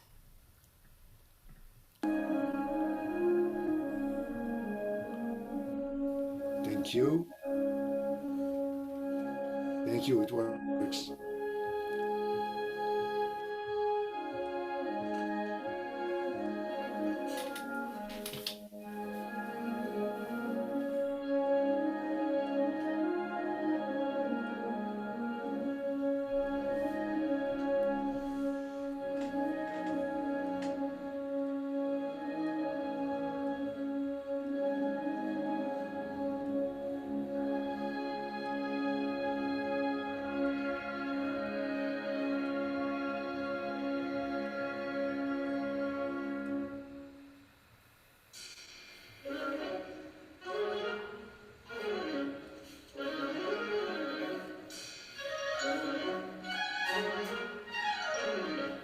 Okay. Thank you very much, man. Yeah. Okay. Glenn, when you see that, okay, when you see what we see together now, what would you suggest to yourself? Probably less lateral movement. I think probably, yeah, it's just not realizing how much of it is going, how much sort of back and forth. Yeah. Okay. I probably in my head think I look a lot more like Alondra de la Parra than I do. No, it's actually, yeah. This was my moving a bit, just moving less because you know you don't realize how distracting it is. Yeah, I ask because the recording video like this is a much better tool than a mirror, because when we do live, when we see ourselves in the mirror, we want to give something that we see at the same time that we project, and so it's not like just being like an observer like this. So that's why I ask you, Glenn. Okay, so for everyone, I encourage you to record yourself following a recording. It's always a nice thing. At the moment you're actually leading the recording. Okay, the following a recording, just following the recording, there's no point to it. You have to really lead the recording, pretend that you're leading this recording. Okay, so Glenn is doing a good job on that. Okay, so but when you're gonna watch yourself after, it's you're gonna become your own teacher very easily. Okay, so I was just curious of what you can perceive, Glenn, and exactly this was my one of my suggestions. Now, when you have the switch of tempo, so from the very singing slow part, this long introduction, then we arrive to the allegro section with the trumpets. So my suggestion would be to establish a little more visual contact here. It's not about as I said before, it's not that much about the character of the music, but to show that something different will happen. So you finish and then you establish visual contact, create a tension with your contact, say, guys, it's yours. That's what the visual contact means. And here, you see what I mean? Okay. Yeah, so and I think to establish my suggestion is to establish a little more intimate contact with that delicate change of tempo with all the players who are there. So something that refocused the tension for changing tempo. So from 1, 2, 3, 1, 2, 3, 1, and then you cut off, and then you see what I mean? Just establishing the focus. This is my suggestion. Okay, so when you're going to return to the video, so how are we going for time? We're past 3 o'clock. So yeah, and actually since the video it's continuing, this habit of moving from right to left. Okay, actually why we are not suggesting to move right for left to right, if we say there's no bad gesture. There's no bad gesture, but every gesture we choose to do, send a message. The message that we send when we conduct from right to left, it's a message that we're not exactly, it's a message that involves some kind of nervousness. Okay. Yeah, it looks restless. Yeah, and it's diluted the focus of the musical message that you want to send. So every gesture that we decide to do should correspond to the message that we want to send. Every extra send a different message. So sometimes just starting the group, okay, just starting the group, and I'm like this, and then just doing something like this. The group will start. It's not disturbing, but I send a message that I'm not sure that the group can really. I'm not trusting the group that they can start like this. Boom. Okay. So I'm not building the musician's attention to my gesture. I'm just going to them instead of them going to me. You see what I mean? Okay. So every gesture we decide to do always send a message. This we have to realize. Okay. Good. Okay, I think we have, if we want to keep a short period of question at the end and talking about general aspects of conducting, we're going to continue with Alexandra. Alexandra is our last conductor. And yeah, so thank you very much, Glenn. Yeah, thank you. Yeah. So Alexandra is... Okay, do you want Alexandra to speak a bit before we... Yeah, Alexandra, what is the context of... thank you very much, Suman. Yeah. So this is a piece I conducted at my friend's master recital. It's a piano concerto. I know it's not a band piece, but I really wanted feedback on that piece. Yeah. I think that violin and piano concertos are, for me, the most difficult things to conduct because there's this like huge added layers and it's so quick, and the transitions especially difficult when you're kind of waiting for the soloist and they're waiting for you and you're not too sure and you're like, oh, I hope that when I give the downbeat, it's going to fit with the pianist on that last note. So I would love to have feedback on the third movement, which is starting just a tiny bit before 21 minutes. Oh, okay. Okay. Oh, if not, we can start at the beginning. I don't really mind. Okay. Actually, yeah, I would like to make maybe a short thing at the beginning, but after that, you remind me where you want a specific feedback. Okay. Okay.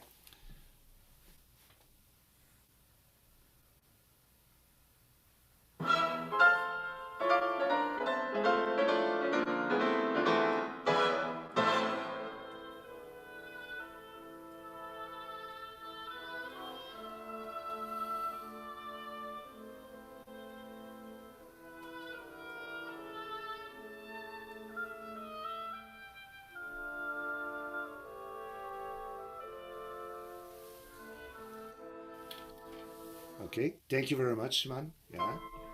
Okay, Alexandra, when you see that, what would you suggest to yourself of what you have seen now? Well, there are different things. My tempo was a bit too fast. I was a bit in front of them. I think I was trying to push them a bit. Okay. I think my posture is really bad. I always do that. I want to connect with them, so like I lean forward a lot. Okay, you know what? This doesn't disturb me at all. Really, this is maybe you remember maybe the situation. I don't find you leaning that much. No, really, it doesn't disturb me. Yeah, honestly. Okay. My conducting is a bit high, but it's because I had no podium, so I think I was trying to see the people at the back. But usually my actress would be a little bit lower. Okay, good. Yeah. Okay. This is a question I was asking myself. Do you have a podium or not? Okay. And you seem a little low. So I encourage everyone to use a podium whenever you can. Okay. Because otherwise we have to compensate with the height of the table of conducting. Okay, so that's good you mentioned that. Alexandra, I was talking before about this. This part of the arm, okay, that we can use in conducting, okay, but I would suggest here in this context at the beginning, especially during the oboe solo, that you use more of the forearm part here, okay, and you can give a little more shape to the oboe instead of You want to be clear, right? That's good, actually. We all want to be clear. So one, two, three, four. 1, 2. So this is the when. Okay. Now the ti da da da.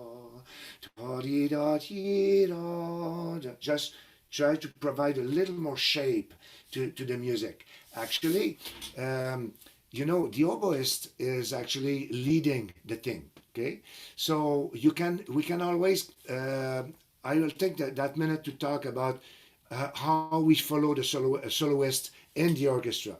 Okay, following the pianist now is another story, but following the soloist in the orchestra, we can always ask the soloist to really shape the music and take the liberty. After that, we're following.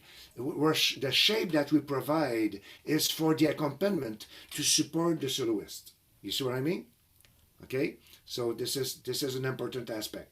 Now, but what we see here, so excuse me. So I invite you to consider maybe using more the forearm here, part of your gesture, instead of this. That actually, if you use more the forearm, it would be easier for you to use it to shape the music. Okay, good. Now maybe we can go to the spot that you wanted to us to watch. Yeah, so it's at 21, just a little bit before that. 21 minute. Okay. Yeah.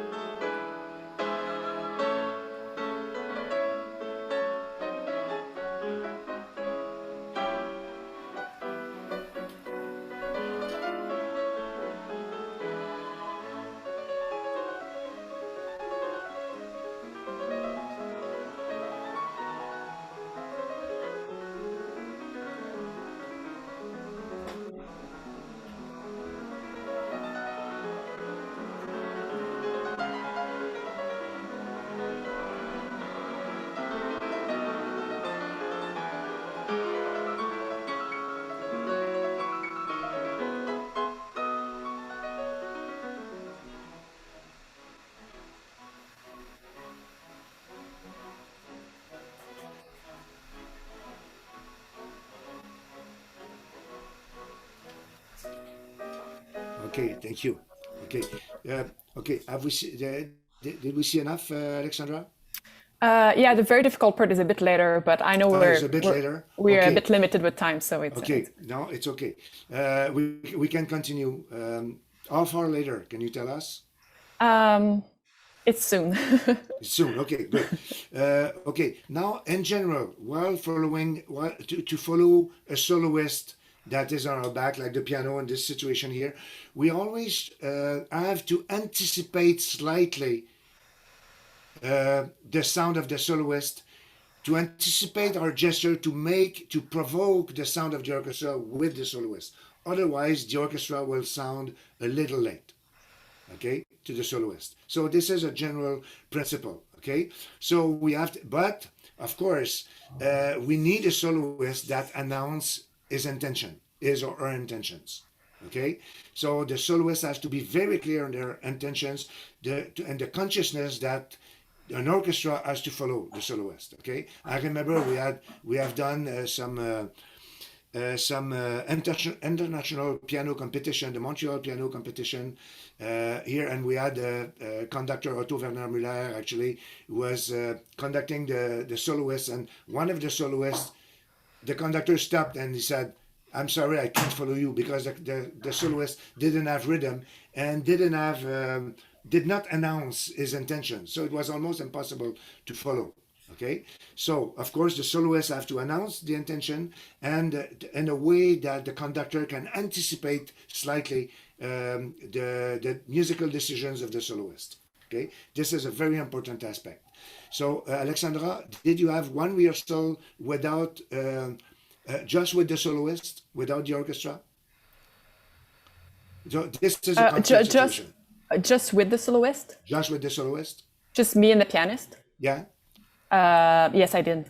You did? Okay. Yeah. So we good. talked a lot about his intentions for each big transitions. Yeah. Okay. So this is important. So it's a moment where you can see where the soloist wants to go. You can ask questions and you can organize your relationship. It's a moment where you can organize your relationship before the orchestra is there. Okay. Now, my suggestion here is you can be more passive when the soloist is not playing.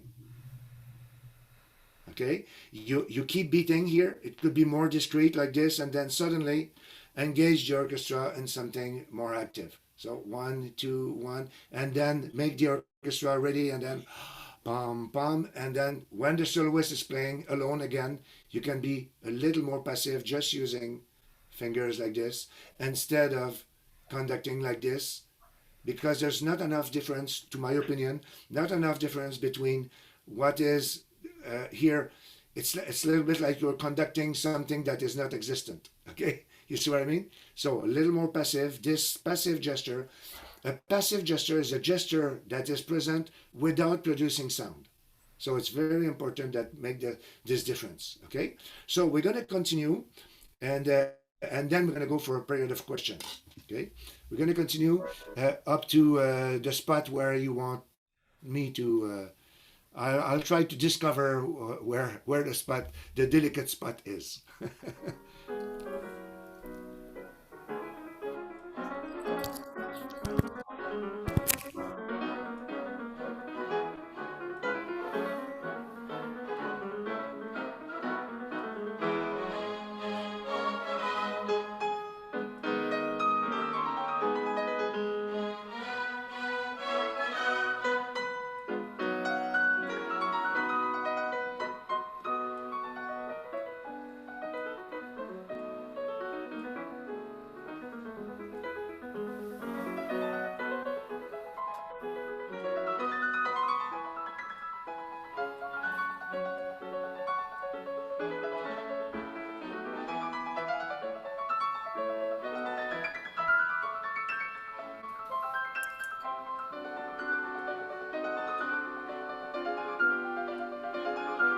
It's here.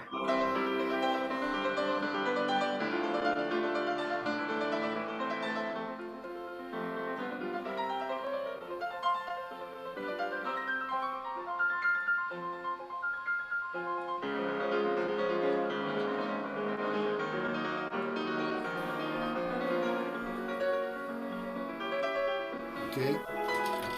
Okay. Thank you. Okay. Yeah. Okay. I see what you mean. We don't hear much. Yeah. Yeah. Very nice. Very nice, Alexandra. Yeah. We don't hear much of the orchestra now, and the relationship with the sound relationship with the piano, unfortunately. But you know what? I see what you mean about bending. But for me, it's just that your head could be. You could look at in your score. Not bending your neck here. I would encourage you to keep your head in a position of the visual contact with your group. Even if you have to get down with your eyes, actually you can still just raising your eyes to the group and then returning to the score and then raising your eyes again instead of this and this. You know what I mean?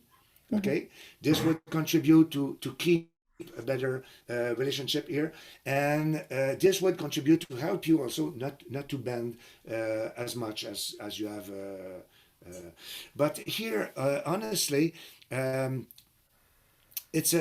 think it's a matter of just anticipating a little bit what the orchestra is doing. I would do probably something a little more rhythmic. Instead of you see, it's like the gestures could be less amplitude in between the gesture, more like make to the point of the moments where you want the orchestra to play. Okay, because anyway, it's a rhythmic aspect. It's rhythmic relationship with the soloist. So a little more rhythmic kind of gesture would make it easier, to my opinion. Okay. Yeah. Okay, but thank you very much, Alexandra. Thanks for providing this video. Actually, it's a long video when I saw that. Yeah. And everyone, if you want to discuss a little more specific things for each of you individually, I'm really willing to make a short Zoom with every one of you, like a 30-minute Zoom, talking about aspects and of conducting that you would like maybe to explore or improve or whatever. You know, this week will be a good moment for me to do that if you want. Okay, so just send me an email. Actually, Simon will send you my email. Okay, so you can contact me easily. Okay, good. Now, do we have questions about what we have seen and what we have? First of all, thanks for all 5 conductors who have submitted videos now. I know this Zoom business is very, very delicate, and it does not. I know it does not provide what all of you can do in front of an ensemble. So we have seen 2 people today in real situation of conducting in front of an ensemble. Others were just following recordings or so we had seen actually, and what Stephen actually have provided was very interesting, that you know, you that your group was actually following your conducting. I was not expecting that. Yeah, it was very nice. Yeah, so thank you very much for everyone for submitting these videos today. So do we have questions about conducting, about the basics of conducting?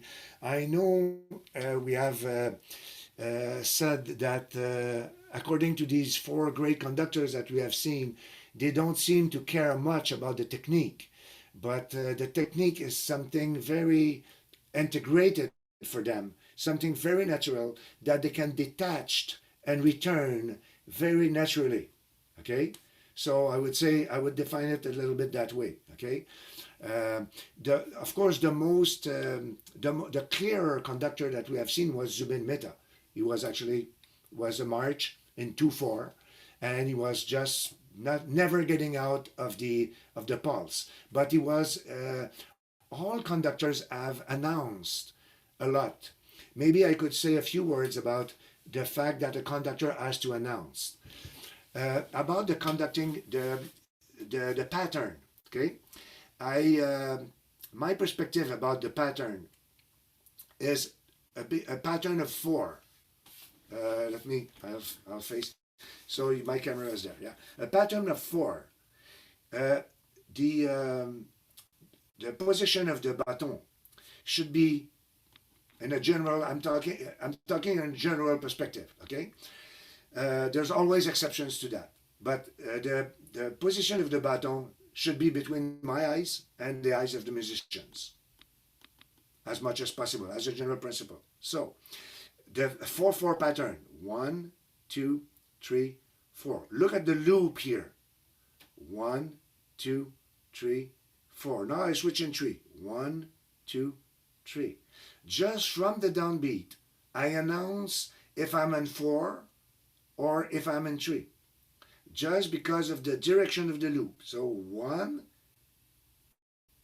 here, I can't go there. So I can't go 1, 2, 3, 4. You see, I'm going 1, 2, 3. The principle is very easy. If I have a ball in my hands, I want to throw that ball to that wall, my swing will be here. Boom. So I announce my intention to go in this direction. So the rebound of the downbeat should always announce the following direction. So just from 1 here, I know we're in 3. Just if I go like this, I know I'm going left. You see? So we don't need to wait for the direction itself. Just from the rebound, we have all these informations. Okay? Yes, one more thing about preparation. Yeah. The level of tension that I was talking about before. I say that one beat preparation is enough, but this beat of preparation should be preceded by a tension showing the intention to breathe at a precise moment, like boom.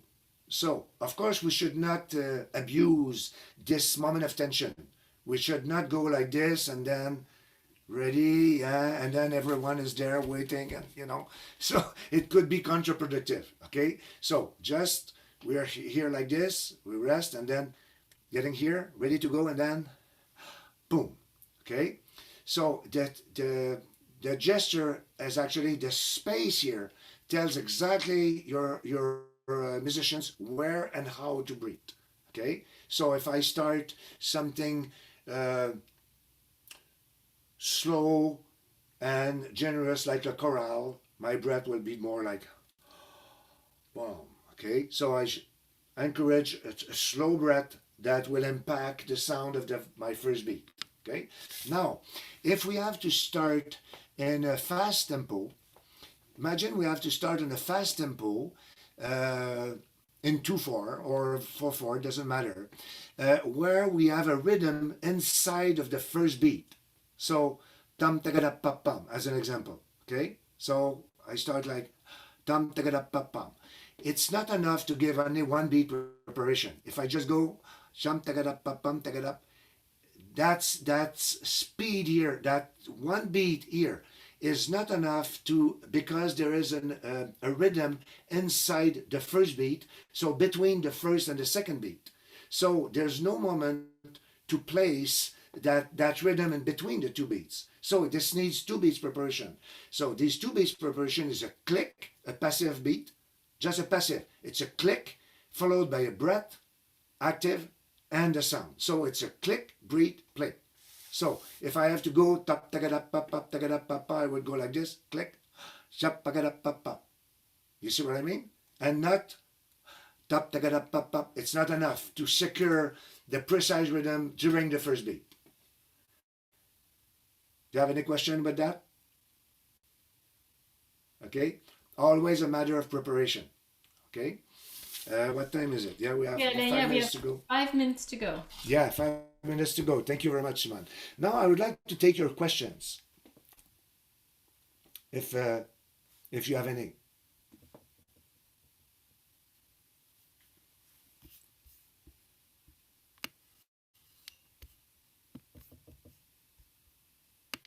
There's no question. Question about the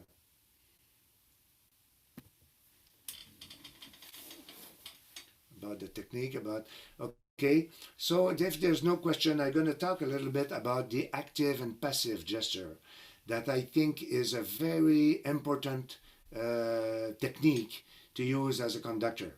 Okay, I would like you to say boom, please. Just say boom with me.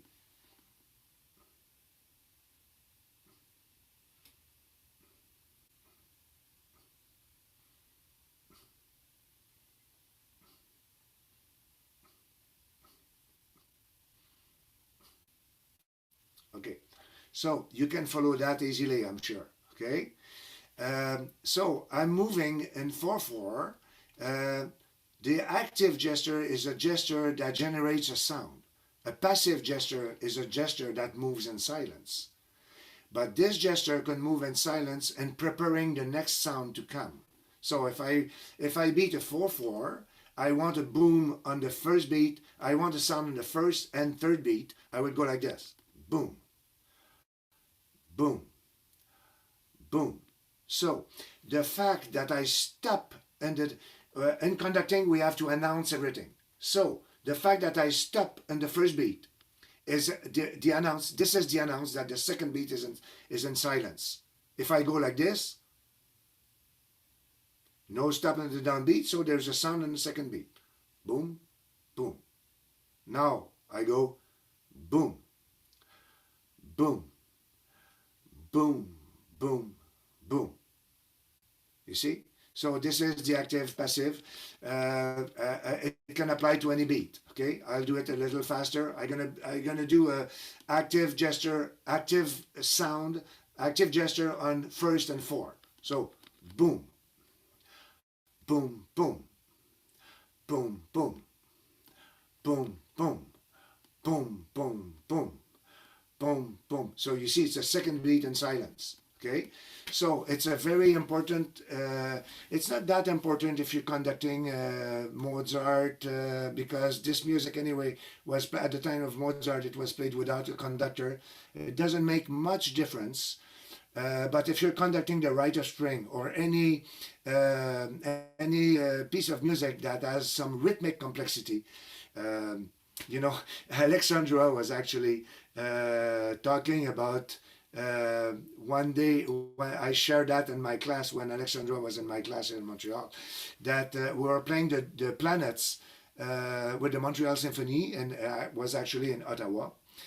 Charles Dutoit was conducting, and at the end of Mars, there is pom pom pom pom, pom pom pom, pom pom pom. So there's two beats in silence, and one of these two beats, Dutoit did like this. So I was the only one playing in that downbeat. I didn't feel good. So it went pom pom pom pom, pom pom pom, boom, pom pom. Okay, I made boom, and some string players came to me after. The colleagues were very fine with me, very nice. James Thompson came out of I said, nice solo, Alain. I thought it was my last time with the Montreal Symphony. I was the only one, but at least it was a low C, a nice, very nice low C, resounding, sounding in the ceiling. And I was very proud about that good sound that I made, but at the completely wrong spot. Okay, but the problem is Dutoit gave a perfect active downbeat, so I didn't feel the importance of watching my part. I was just looking at the conductor right in his eyes. So when I saw that, this one, and it was a silent, okay, and with a so strong sense of gravity that, okay, so it brings me to another point about the sense of gravity. We say the downbeat, we say one is down. Can someone tell me why one is down? We say one is down. Anyone can tell me, except Alexandra? Because she has been my student. And just a note that we're at 3:30. Just a note. Yeah. Okay. Good. We conclude with that. Why we say one is down? Because all beats are down. 1, 2, 3, 4. We all have a table of conducting here where each beat is coming and touching and rebounding on that. So they're all down here. Why do you say one is down? Very easy. It's because this is the only beat in the bar that comes from up. The last beat is always up. The down beat comes from up. So 1, 2, 3, down, right, up. Right, up, down, right, up, down, right, up. Last two beats always right up. Of course, there are some exceptions to that, but okay. So I hope this day has been helpful for some of you. And so if you have questions, you can always send me questions. Simon, I will send you the PDF of the two PowerPoints that we shared today. And so thank you very much for being so attentive and so participative, everyone. It has been a pleasure to do that, to share some of my experience today. It has been, I know it has been quite simple probably, but I encourage you to develop your own vocabulary as a conductor. You have the right for that. And after you know all these basic elements of communication, then make it yours and integrate your own vocabulary to that and your own personality and visual contact and everything. Okay. So Perfect. thank you very much. Thanks, Simon, again for having invited me to do that. It was very interesting to share my perspective with you today.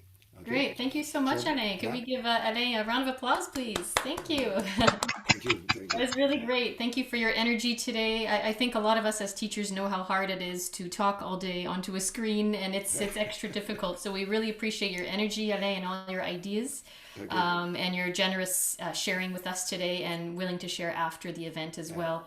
So I will send out an email next week, everybody, with some things for you and a survey. And so yeah, and just before we end, is everybody okay if I take a little screenshot just for a little photo we could include on our website or something? Would everybody be okay with that? Okay, just give me a moment here. Okay, so smile, everybody. 3, 2, 1, smile. Okay, perfect. Thank you. And I just wanted to thank also Angela Tren, President-elect of the OBA, who has worked very hard to help put this on, and Pratik, who has been helping as well today. And I just wanted to direct your attention to the OBA website if you haven't visited yet.